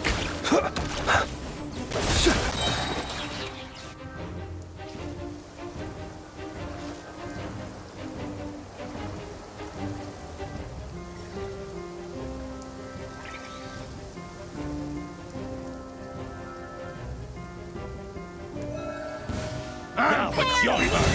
Go! Seek within. These creatures cannot stand against us. Oh, fighting talk. Just don't let your guard down. That goes without saying. I'm hardly the risk taker in this group. Excuse me? Leave this place.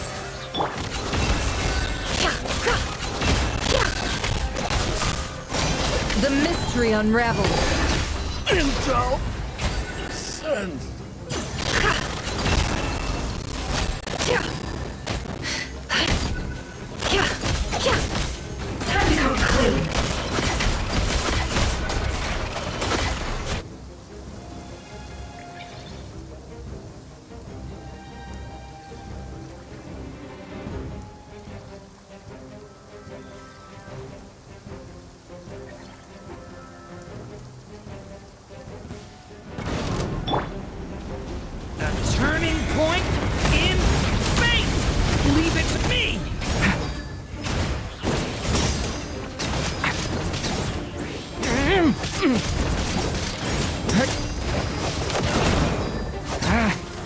That was easier than I thought.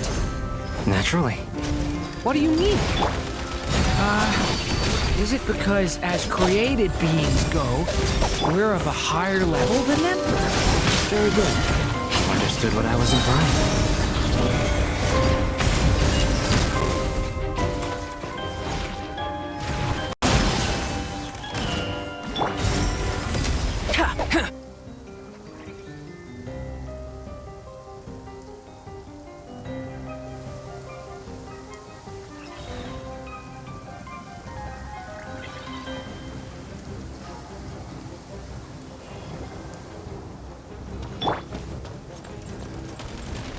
The night cometh. Observe. Be silent. Nightfall. People have always used fire to drive away wild beasts. Wouldn't a lantern work just as well? You read my mind, my dear friend. I was just about to say that. All right then, dear friend. Bring the light!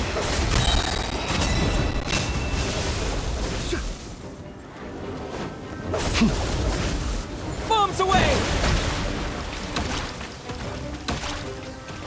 The deception ends here. How unfortunate. With one heart, we pray. Close your eyes. Be silent. Observe.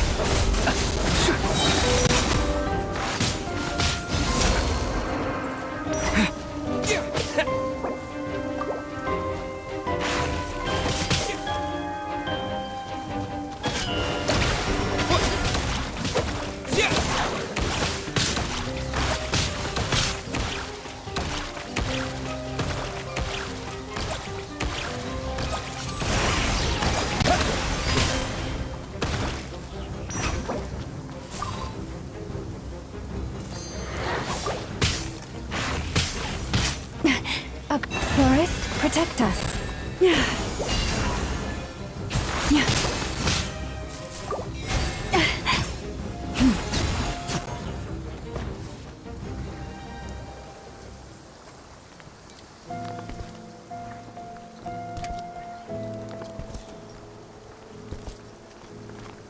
You're looking well. I trust you've had a good couple of days. Dottore. It's actually a good thing, in my view. If the subjects of my experiment were to die prematurely, it would throw quite a wrench in the world. And so, I must thank you all for your resilience. We are no longer on the same level, but you are nonetheless worthy of my respect. A creator god should be merciful and gracious after all. And in any case, it is only right that before I end your lives, the world is informed of the arrival of their new god.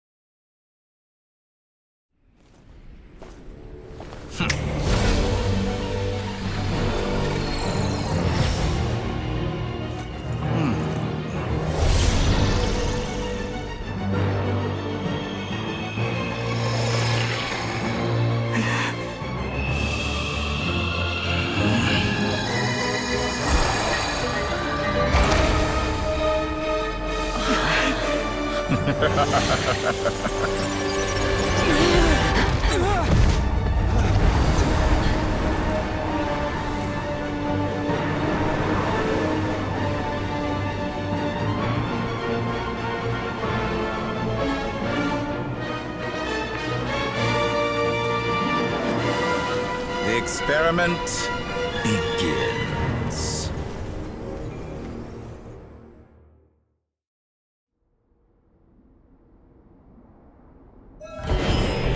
With the marrow of the three moons in my hand, behold the false moons fall!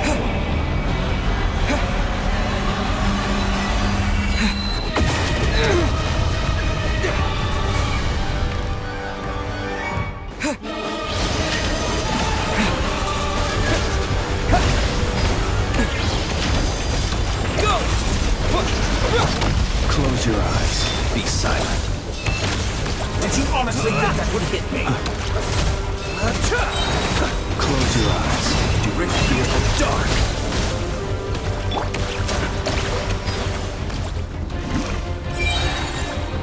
Entropy bends to me. Wipe out!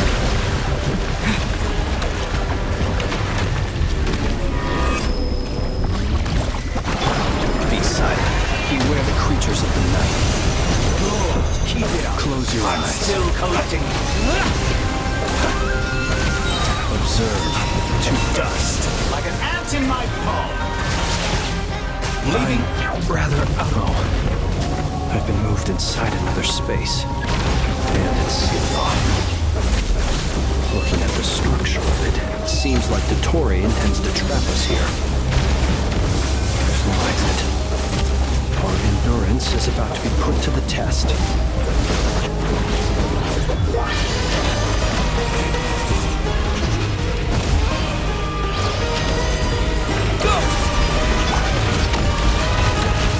No more lies. Entropy. By the frostman of old. Such a simple attack, and you're already struck. Unravels. Did you honestly think that would hit me? Let's see what you're made of. You cannot face No me. more lies.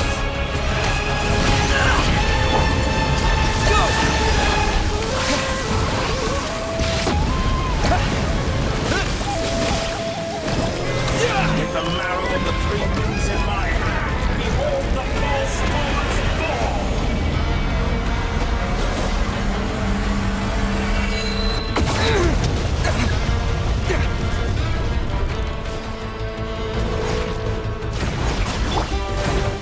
Tell me, where will you try scurrying off to next? Looks like Dottore has opted for a divide and conquer strategy. But we will not allow him to triumph. Now, I shall pray for our victory.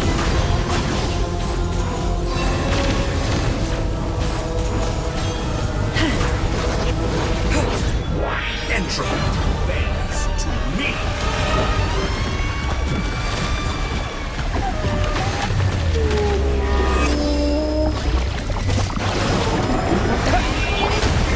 No more lies. Can't hide the truth. You cannot face me. Leaving.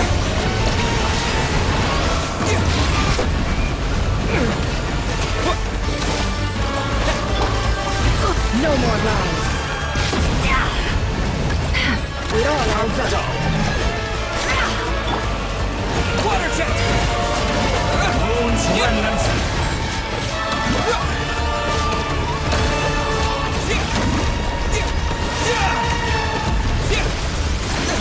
No more lies. Can't hide the truth. Be annihilated, that which cannot stand against me. What's this supposed to be? A knockoff version of the space Colorina got trapped in? There really is no way out. We'll see about that, Dottore.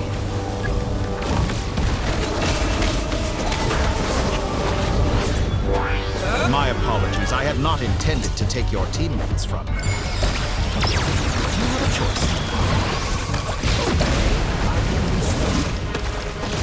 An excellent deal, if you ask me. Won't you consider it? Water jet! Yeah! Yeah!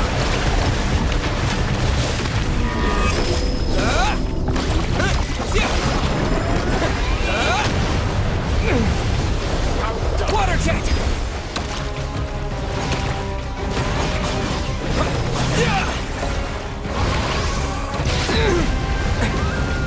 Stalling for time. I'm aware you've been working on some little tricks to surprise me with, but it appears that none of them have come to fruition. My guess would be that you're trying to bring Columbina back. But then, Where is Sandrone? I always found their friendship to be a curious phenomenon. Two highly incongruent personalities. Speaking of Columbina, I once saw her as like a younger sister. We got along quite amicably while she was with the Fatui. But then one day she suddenly decided she would refuse to take part in any further experiments. To this day, I truly don't understand what I could have done. It's such a pity. I could have had a sister, a family. But alas, she grew to dislike me. You're not fit to be family to her. That I can't deny. So many people, all obsessed with playing out the same tired old dramas. This world is... And then there's you. You had every opportunity to reach the right conclusion. The thought of killing you off like this... But I maintain that I approached you in good faith, so I will offer you another chance. Will you work with me? You have until I count to 10. 1, 2, 3... Not in a million years.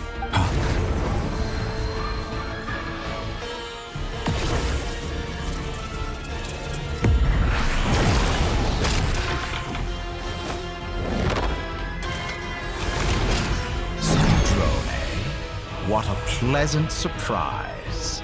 I didn't think you'd join us all the way up here. You're as sick and twisted as ever. Don't fool yourself into thinking anyone's grateful for the chances you're offering them. Sandrone? But the formula hasn't finished running yet. Funnily enough, I was just discussing a collaboration opportunity with the Traveler, and then I see you, who I must say is a good example of an opportunity gone to waste. Gone to waste? I said that everyone would get one chance, and you've used yours to march right back into the lion's den. So yes, it's an utterly wasted opportunity. And what makes you think I believe a word that comes out? I was planning on disposing of your little formula after wrapping up more urgent business here.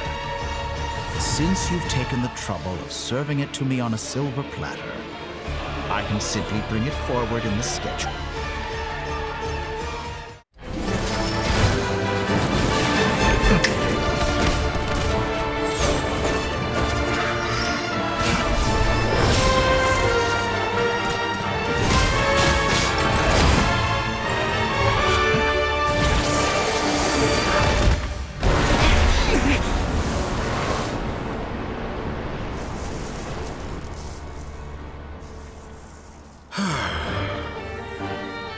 Is this your life's work? This piece of trash?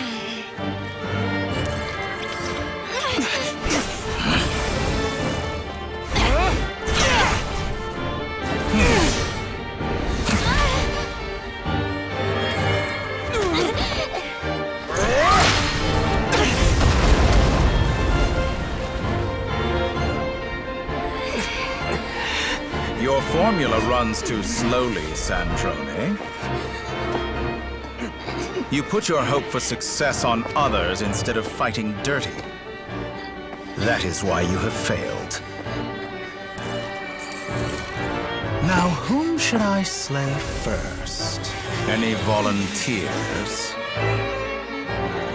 No one? How nice of you to leave the decision to me.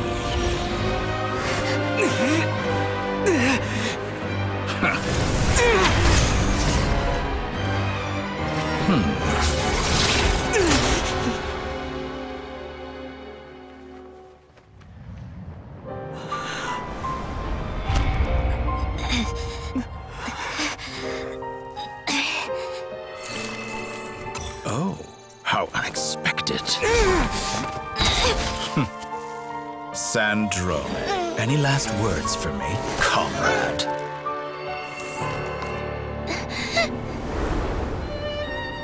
Is there anything you wish for?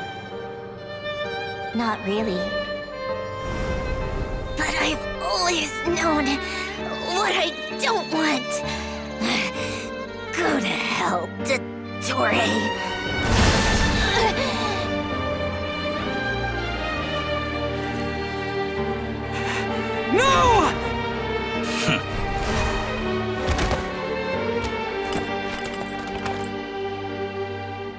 And now, you have failed.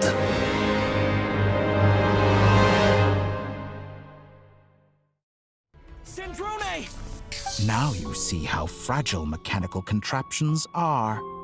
Just a gentle tap, and they fall to... However keen of an inventor Sandrone may have been, her death spells the end of the formula that was running inside her body. Of course, I have to commend her for making it this far. As her colleague, I have to admire her stubborn tenacity. Now, it is time for you to take your place by my side. My count was interrupted, but the second chance I extended to you still stands. Once again, you are welcome to join me. By now, I'm sure you have gained a greater appreciation for the power and authority I wield. What is stopping you from embracing a new world of endless possibilities? Not in the mood to talk? As you wish. You seem less talkative than usual today. I'll change the topic to something more apropos. Sandrone was always like this, never trusting anyone, always so Objectively speaking, she had her strengths. It is remarkable how she extracted and even optimized the world formula from so much data. But her inability to trust was her undoing. Had she allowed someone else to monitor or run the formula for her, you might still have a chance at victory even now. But regrettably, she was a stubborn fool. As much as it pains me... Dottore, maybe this is news to you, but people can change. Columbina surprised you when she escaped. And I think Sandrone would Change? You can twist the truth however you want, but I see it clear as day. You're the one who can't trust other people. Is that how you see me? By this point, what can you hope to do about it? It is pointless to fight on. You've already lost. Wrong. You can't win this, Dottore.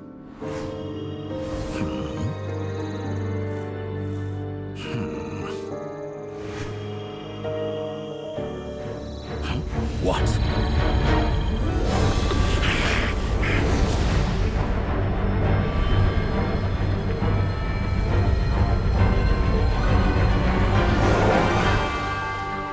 My formula can get us 90% of the way. It will connect you to Columbina. Then, I will bring the formula's output to the Traveler's side. For the last 10%, do whatever it takes. Just bring the moon down.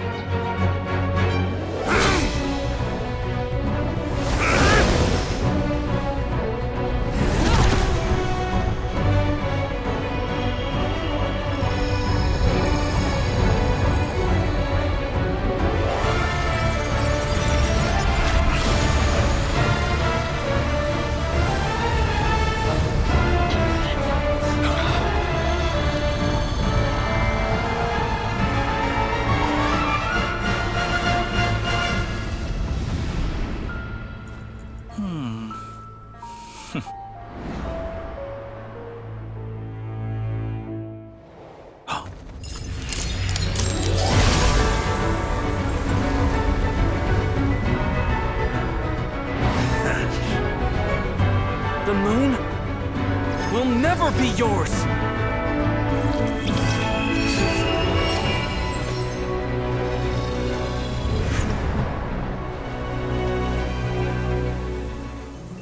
I turn my body into moonlight and pour it over Nod Kry. My soul, I leave here to inform my future friends. Lastly, I will hide the Trilune Authority within the Frost Moon. And when my body, soul, and authority are reunited, finally... Columbina!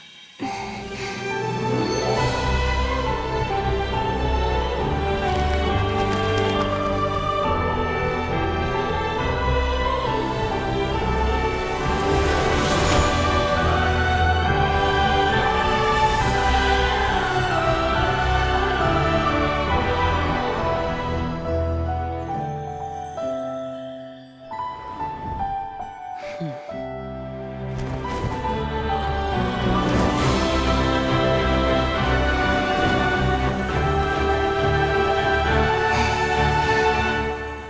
been too long. I'm back.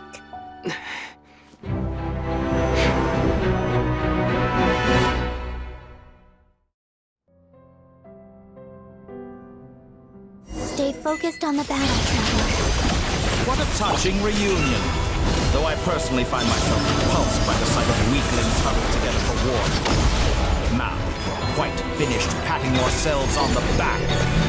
Show me how long you can struggle before you drown. Watch out, Columbina! I know. Wait for the right moment. We'll strike together.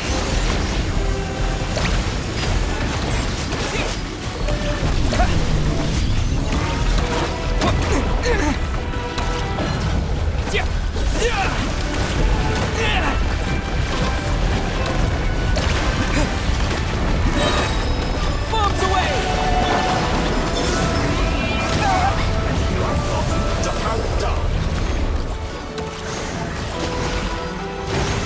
I'm fine.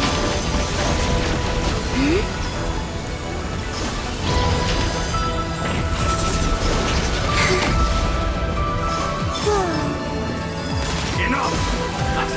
Burst like an ant in my ball.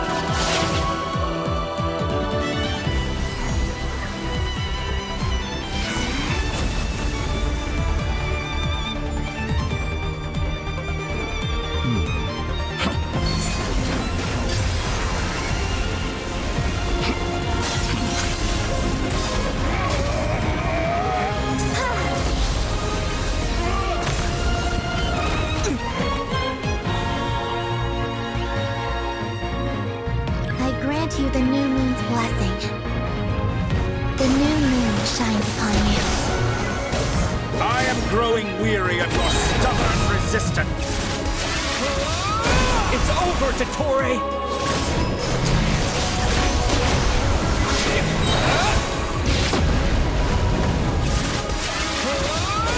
Time to pay for your heinous crimes! No longer must the world cower in the cold night. Future is not yours to command! Let the moonlight dispel the darkness.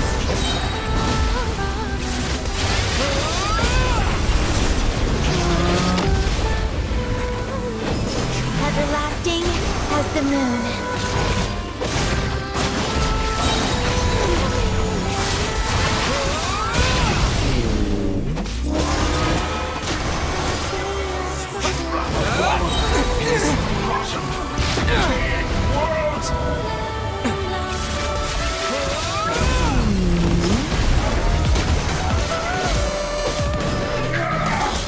So close. I was so close to the moon.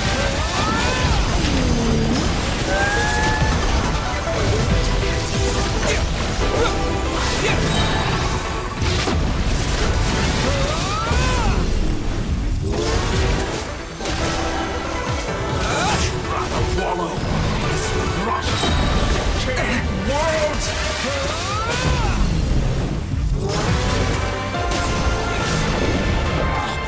So close. I was so close to the new world.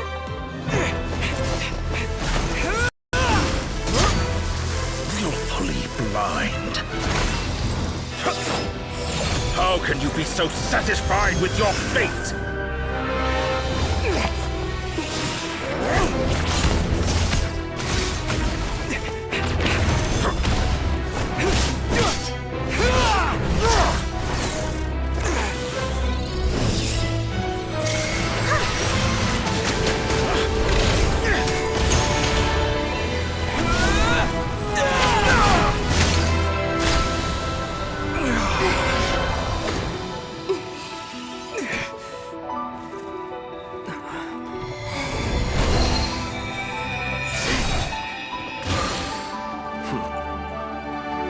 This battle was never about fate. It's about friends, family, and the home you stole from them. So dull. Only the weak rely on each other for comfort. You shall see. Once I transcend fate, you will be nothing but fodder for my grand experiment! That will never happen.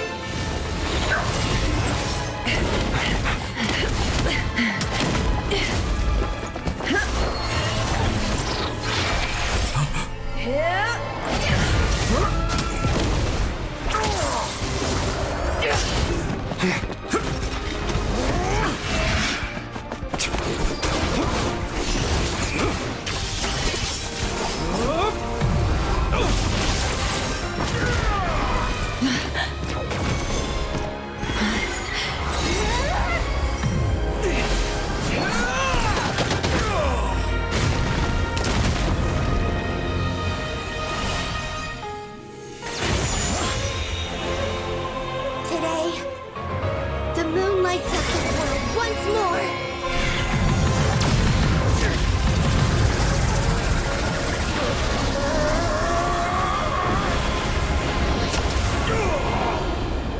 This loathsome world.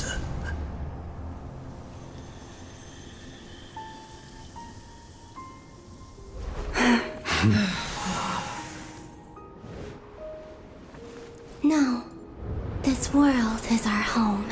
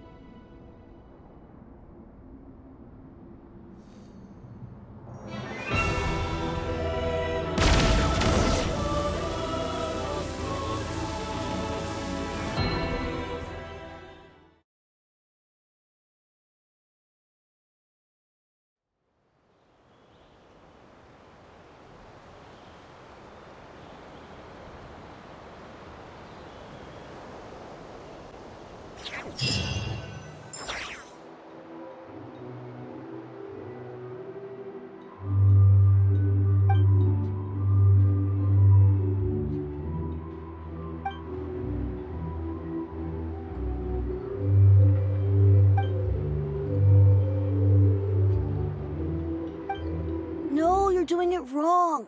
The moon looks like this now. What are you drawing, children? The new moon, Mom. It looks different than before. All right. I suppose today is a special day after all. Extra, extra! Get the lit! Host is at the voyage They say a new moon goddess has been... A new moon goddess? Hey, Are you a oh, come on.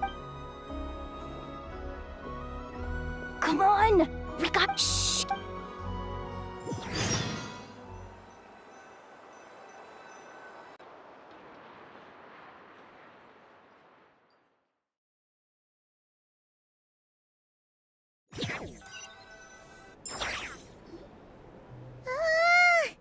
Why is it so... It's okay. Paimon was pretty much awake anyway. It's been so long. What about you? Still winding down from everything that's happened? Okay. Well, we just want to talk still. And so... Chin up, Trap. Hey! Don't poke... Paimon didn't think you'd mention it. You have no idea how anxious Paimon was. She was worried. Well, if you really want to show Paimon yourself...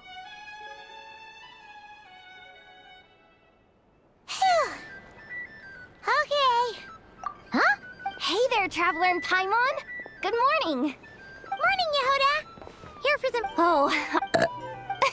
Yeah, shit. Well... Try telling Boss Neff that. She's not exactly convinced. Really? I think that Paimon's with... All right, life's... yeah.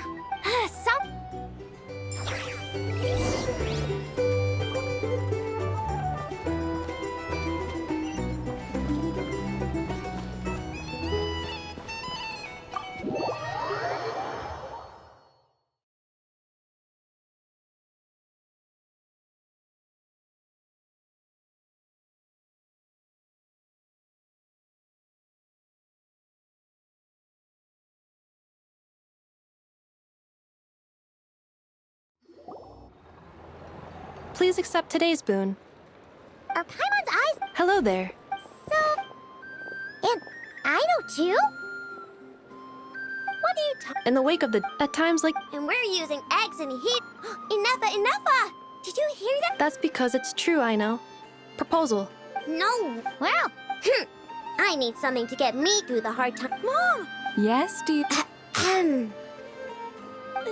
Excuse me. Could I... She helped us... Oops. Shall we move to the open space near... Thank you!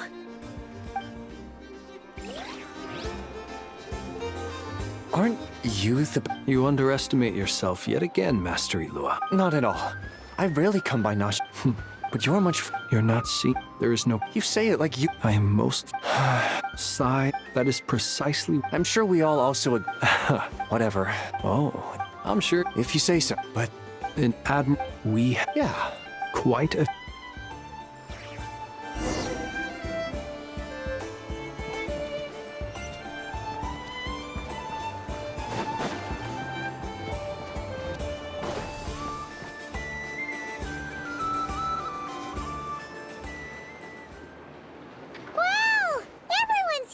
You seem well. I know no one's... Well, I'm sure you had. wait. How... Yeah, you could... Honestly. Hey, looks like someone's taking the stage. Can everyone see okay? Anyone need a boost? Well, it's not Soak it up like a sponge. Mr. Varka, is he? You'll have to... It is my honor to host the opening ceremony. Could this We come here to... All right. Come on. Nod Kry is our home, the land we rely on for survival. And as we chart a course for the...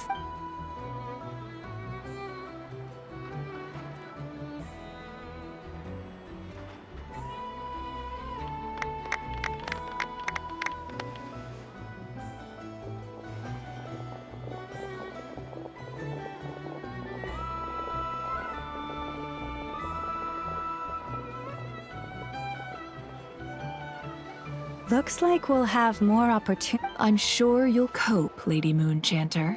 Unfortunately, It'll be all right. I thought you'd... Columbina's... As for the it is up to... I like the... I'm just... The Frost Moon Scions should count but Nod Kry... Well... Unless... For now. What would make... Getting out. Then maybe it... All right. Hey, you two! Nefer was trying... Sorry, what? Your conversations are... Would you two care to join me for some tea?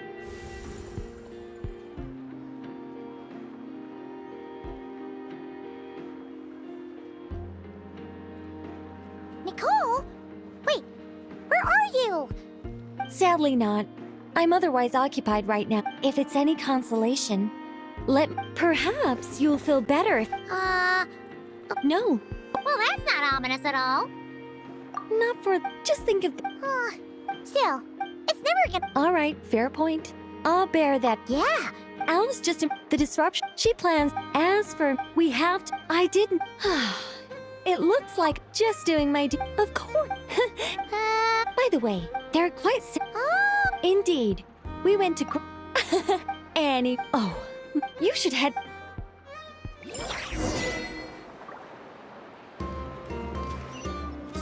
Here!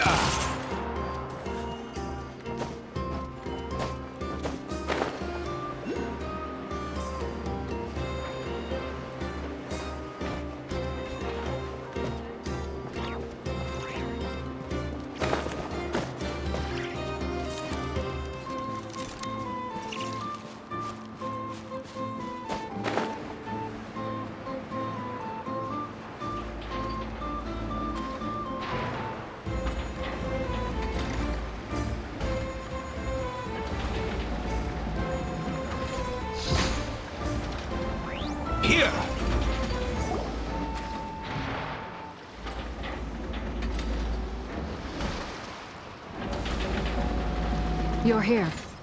You're here too, Hat Guy! Are you heading back together? No.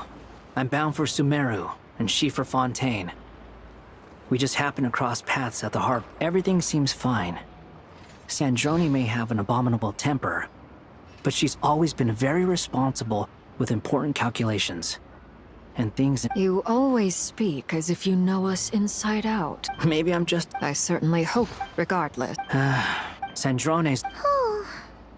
Even we were unaware that Sandrone had hidden the real formula inside Polonia's body. She managed to She probably.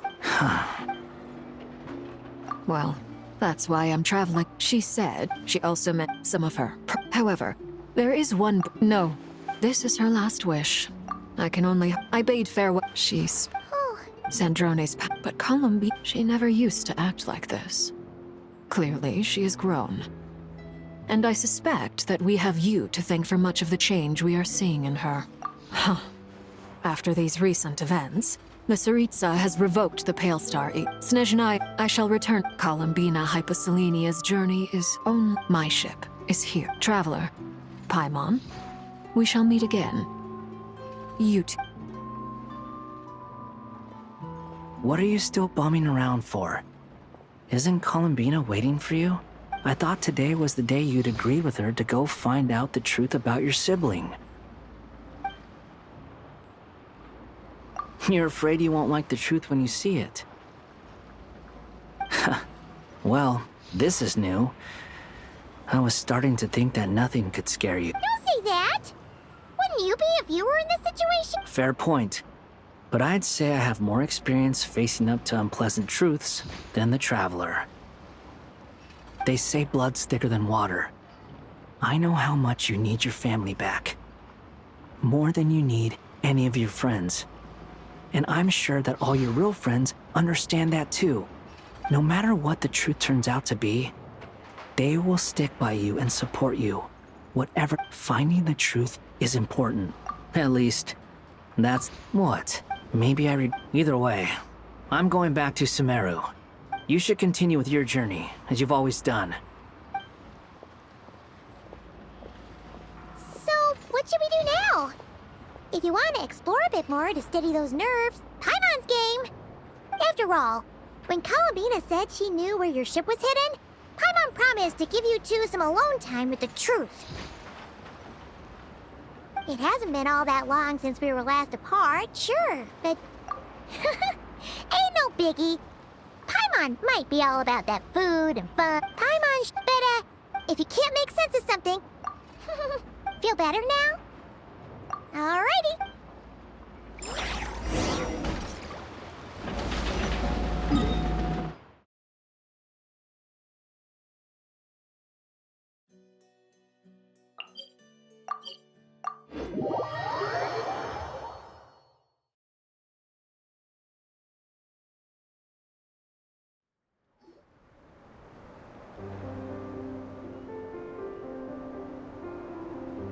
Columbina, we're here!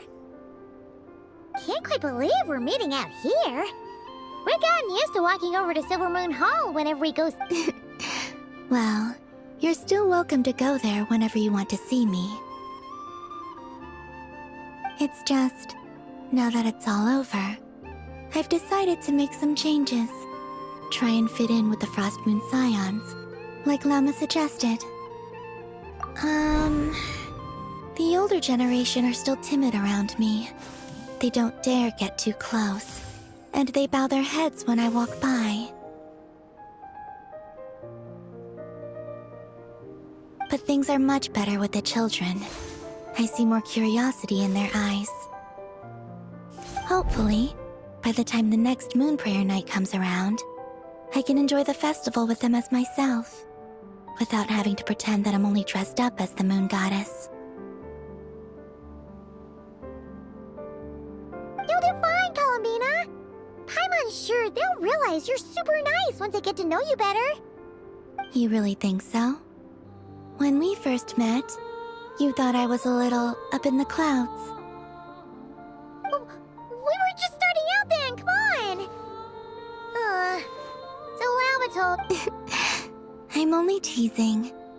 I know that I have you to thank for pulling me back down to solid ground. It feels good to finally stand firm on the earth where I was born.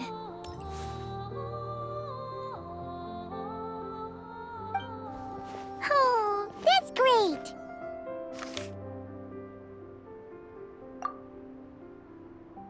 Thank you. I'll make sure not to lose it this time. Well then, are you ready? Lumine, what happened to our spaceship back then? It's time to learn the truth at last. Ready? Good. Then let me open the way for you.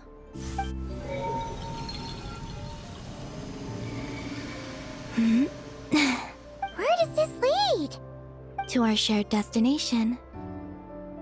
Huh? Do you remember me telling you about my missing prologue back when we just met?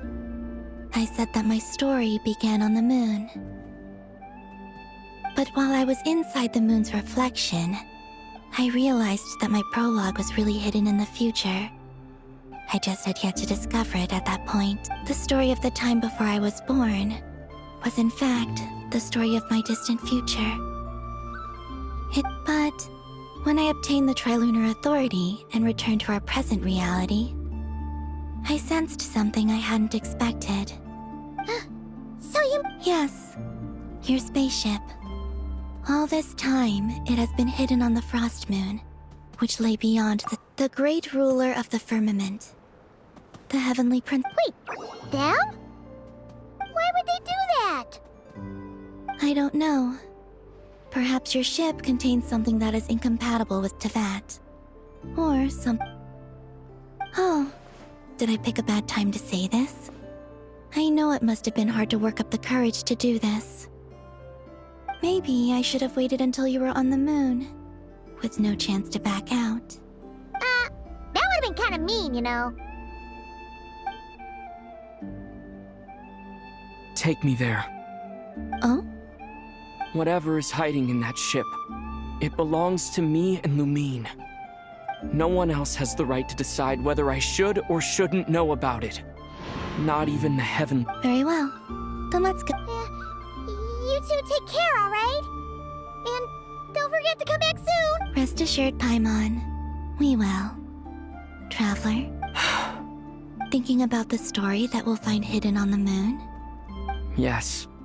And hoping that it has a happy ending. Stories like that don't exist. You don't believe in happy endings? I don't believe in endings.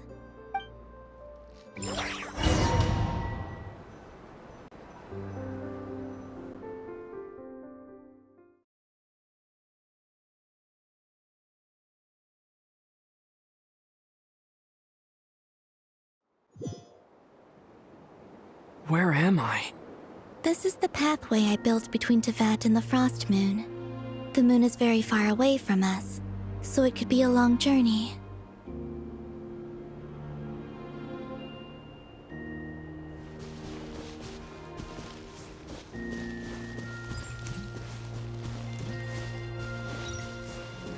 After I obtained the Trilunar Authority, I unwittingly saw past events from many of my friends' lives. One was Lauma. She was so young when they chose her to be the Moon Chanter.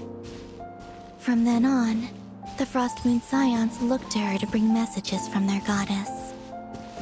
But, for better or worse, I had left Hisi Island before she was ever born. It was not until much, much later that she met me. I think it's for the best. Because of the way things turned out, you had the opportunity to become friends. You're right. In that sense, I think we were both very lucky.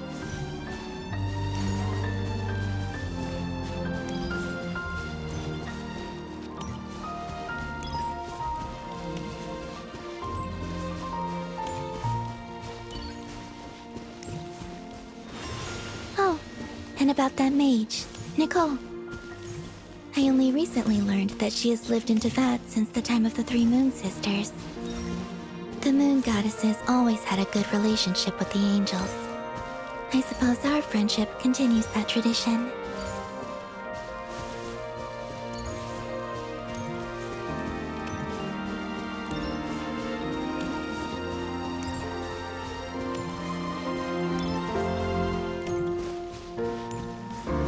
And then there's Sandrone. I never knew that much about her, beyond the fact that she was created by someone called the Lord Artificer. She, too, suffered for a long time before joining the Fatui.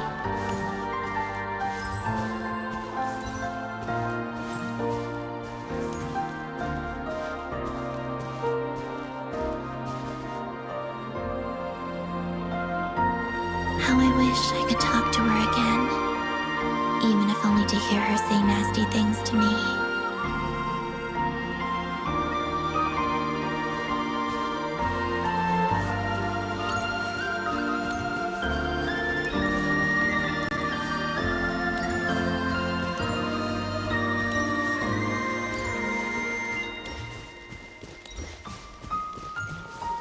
Also, I saw your siblings' story.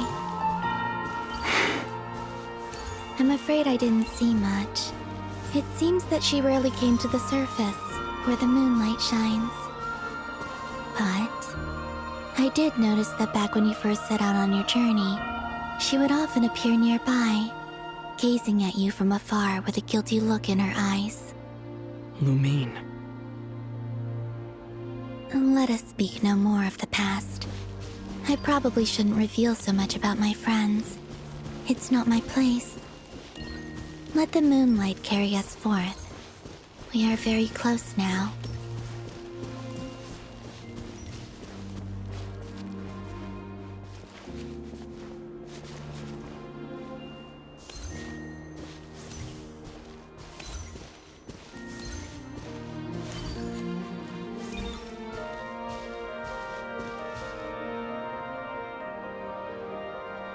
After this, I'd like to bring some kuhenki to the moon as well.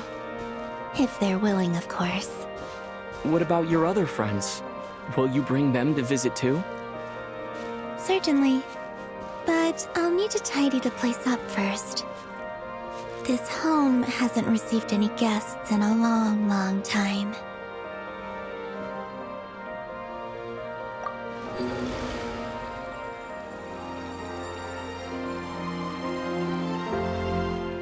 I remember writing something similar with you on Moon Prayer Night. I believe it was called... Dodoko's Whirligig. Yes, that was it. You asked me if I was afraid to return to the moon, and I said that I was. The idea that I had gained something precious, only to lose it so quickly. That frightened me. But I'm not afraid anymore. Besides, this time, we're traveling together.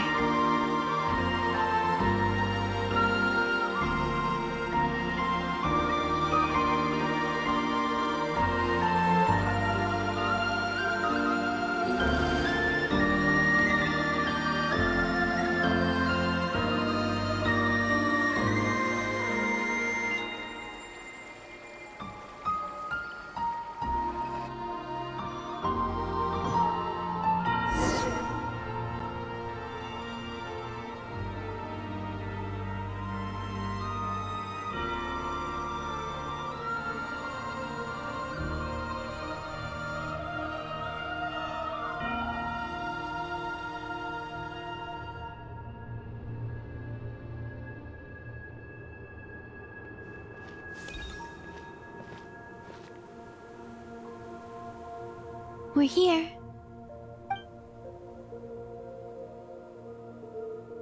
Over there.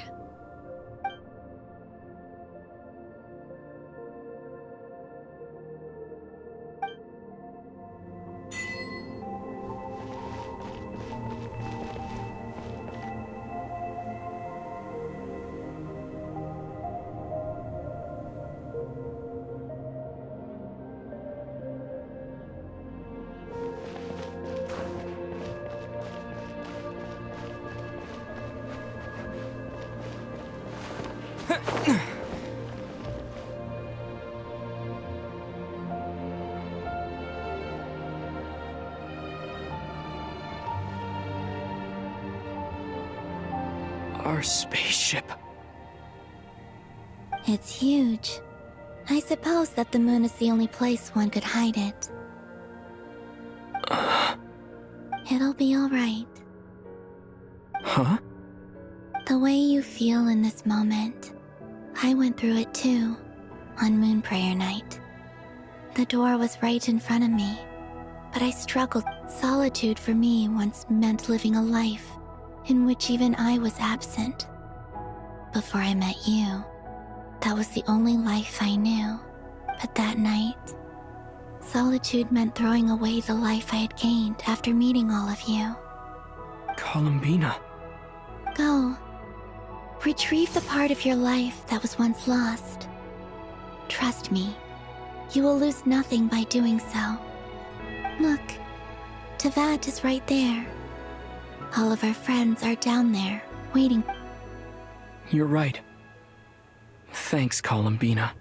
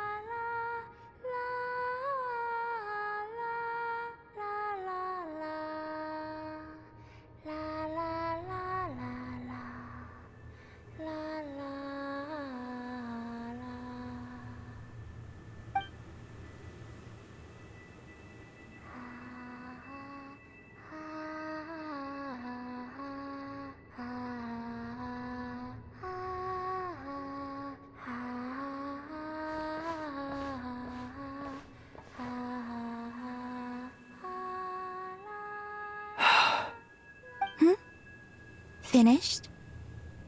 Yeah. Why did you take your eye mask off? Well, since my return, I've decided to take more opportunities. Besides, I've always wondered how Teyvat looks from the moon.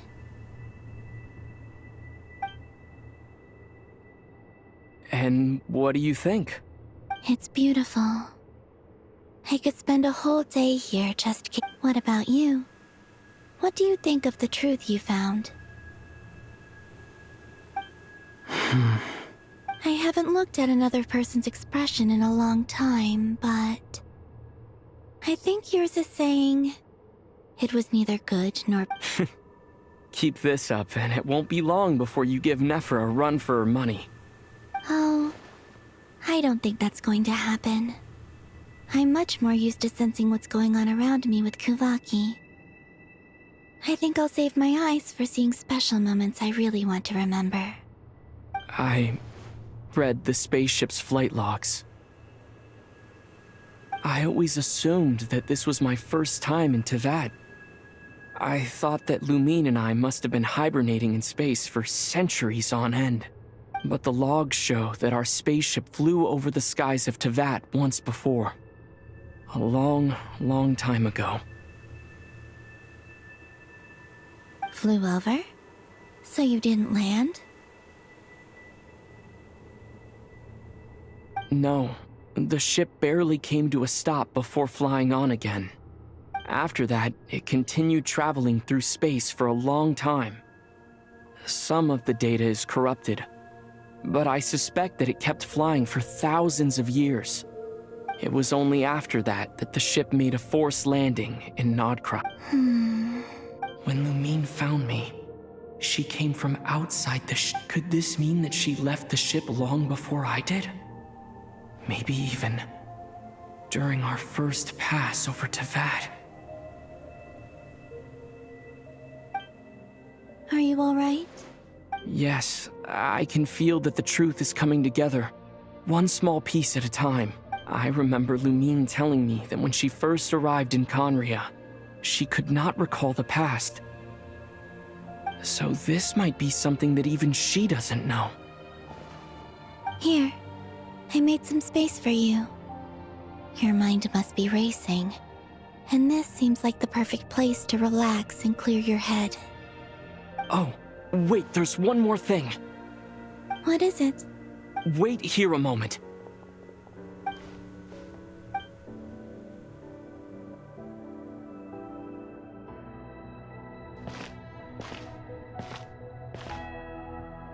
Hey, Columbina.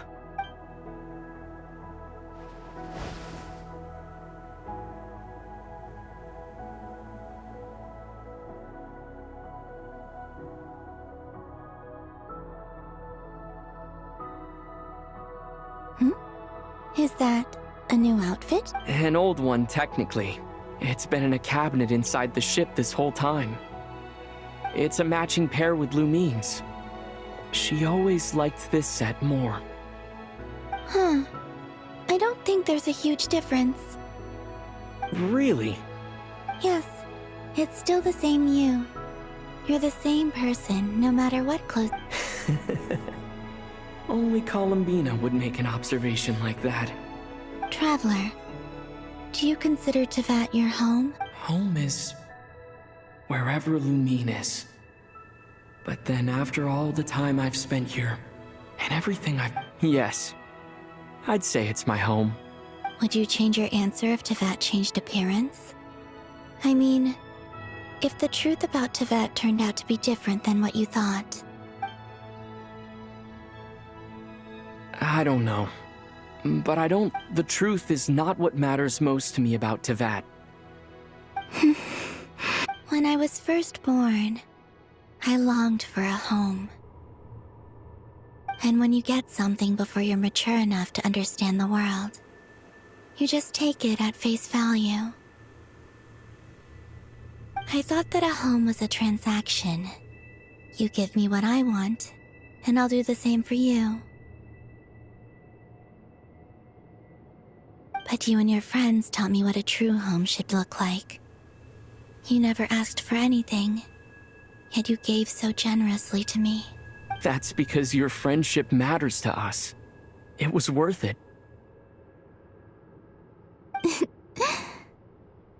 In the past, I thought that my birth in Nod, but after journeying to the distant past where the story began, I realized that it was I who chose Nod Kry to be my future home.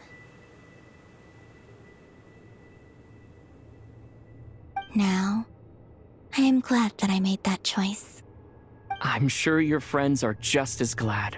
In fact, I intend to make the same choice today as I did back then. What do you mean? Well, I've given the Eternal Moon's Marrow to Lauma, and the Iridescent Moon's Marrow to Arlecchino. And now, I shall return my Kuvagi to Nod Kry again, that it may continue to protect my chosen home. Wait! But what about your body? Oh, are you worried that I'll disappear again? I won't. Not this time. The Frost Moon has now entered the fall sky, and I am the Tri-Lune Goddess. I am only returning to Nod Kry the part of me that it needs. I am giving what I can, because my home is worth it. Oh, and I have something for you, too. For me? Yes. Come closer.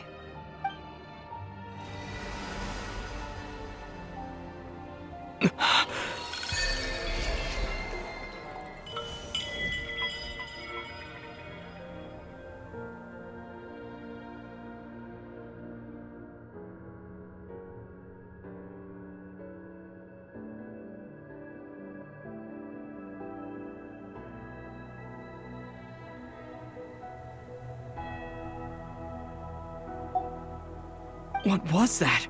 I lifted some of the restrictions this world placed on you. I trust this will help in your future adventures. My power. It feels like it's grown.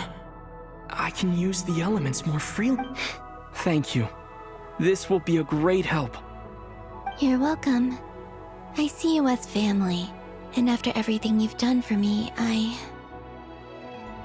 In fact, no. It's not because I owe you. It's because you're worth... Here. This flower is for you.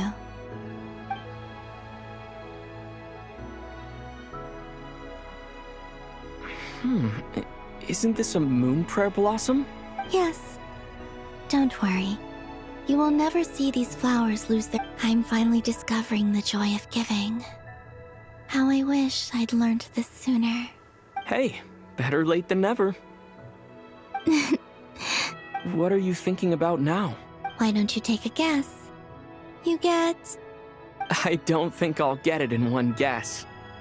But I'm sure it's a happy thought. That's kind of a sneaky answer. I can't say you got it wrong. Down into that, the moon seems so far away. I felt it might always lie beyond my reach, but on the moon, everything feels so close by. The haze that once enshrouded the skies has finally been dispersed. I feel like a traveler on a winter's night, starting a new chapter in my tale by the warmth of a bonfire. I don't have a lot of luggage, but I do have a lot of hope for the future. Well, what's next? Next? To start with, I want to stay here just a little longer. After that, let's return home and continue.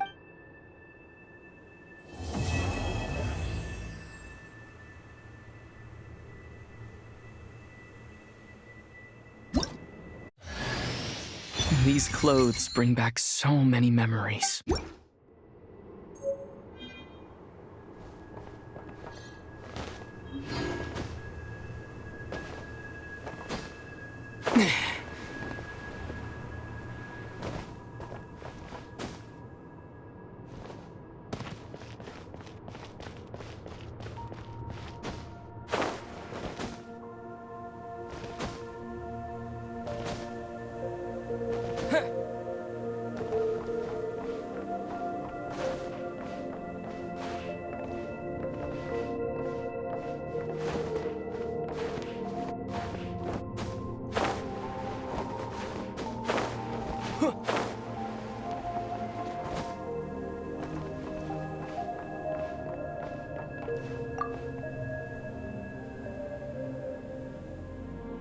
The journey goes on.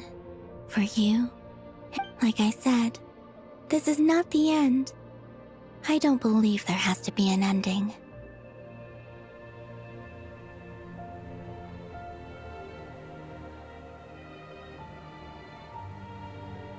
Oh, is that your next destination? Most people would probably tell you to pack some warm clothes. But I experience things differently than most people, so I can't know how cold it is.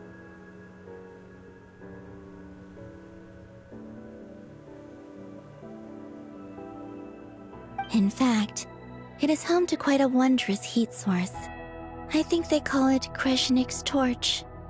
Every city in Snezhnaya is built around one of those. I sensed the energy it gave off as I was passing by on a railway train. It felt grand. I also recommend the Korolievsky troupe in Snezhnograd. They give performances quite regularly, and entry was free for harbingers. I liked them a lot. Okay. As you continue on your journey, don't forget to gaze up at the moon. It shall cast down its true moonlight, connecting us in truth.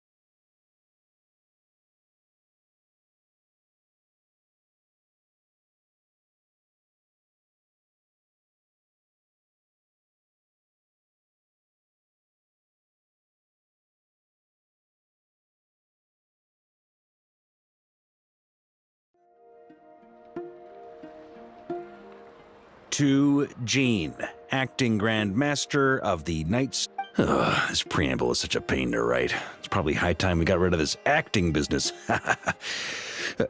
I trust that Dern has updated you all on recent events. Hope we didn't worry you too much.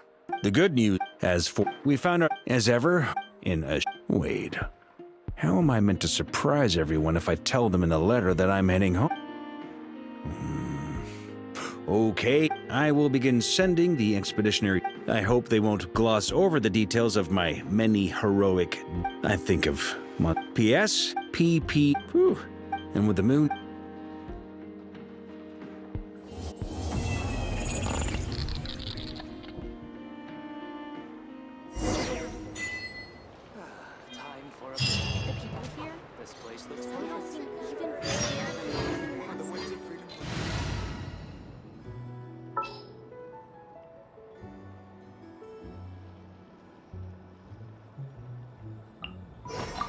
Just what will we come across this time?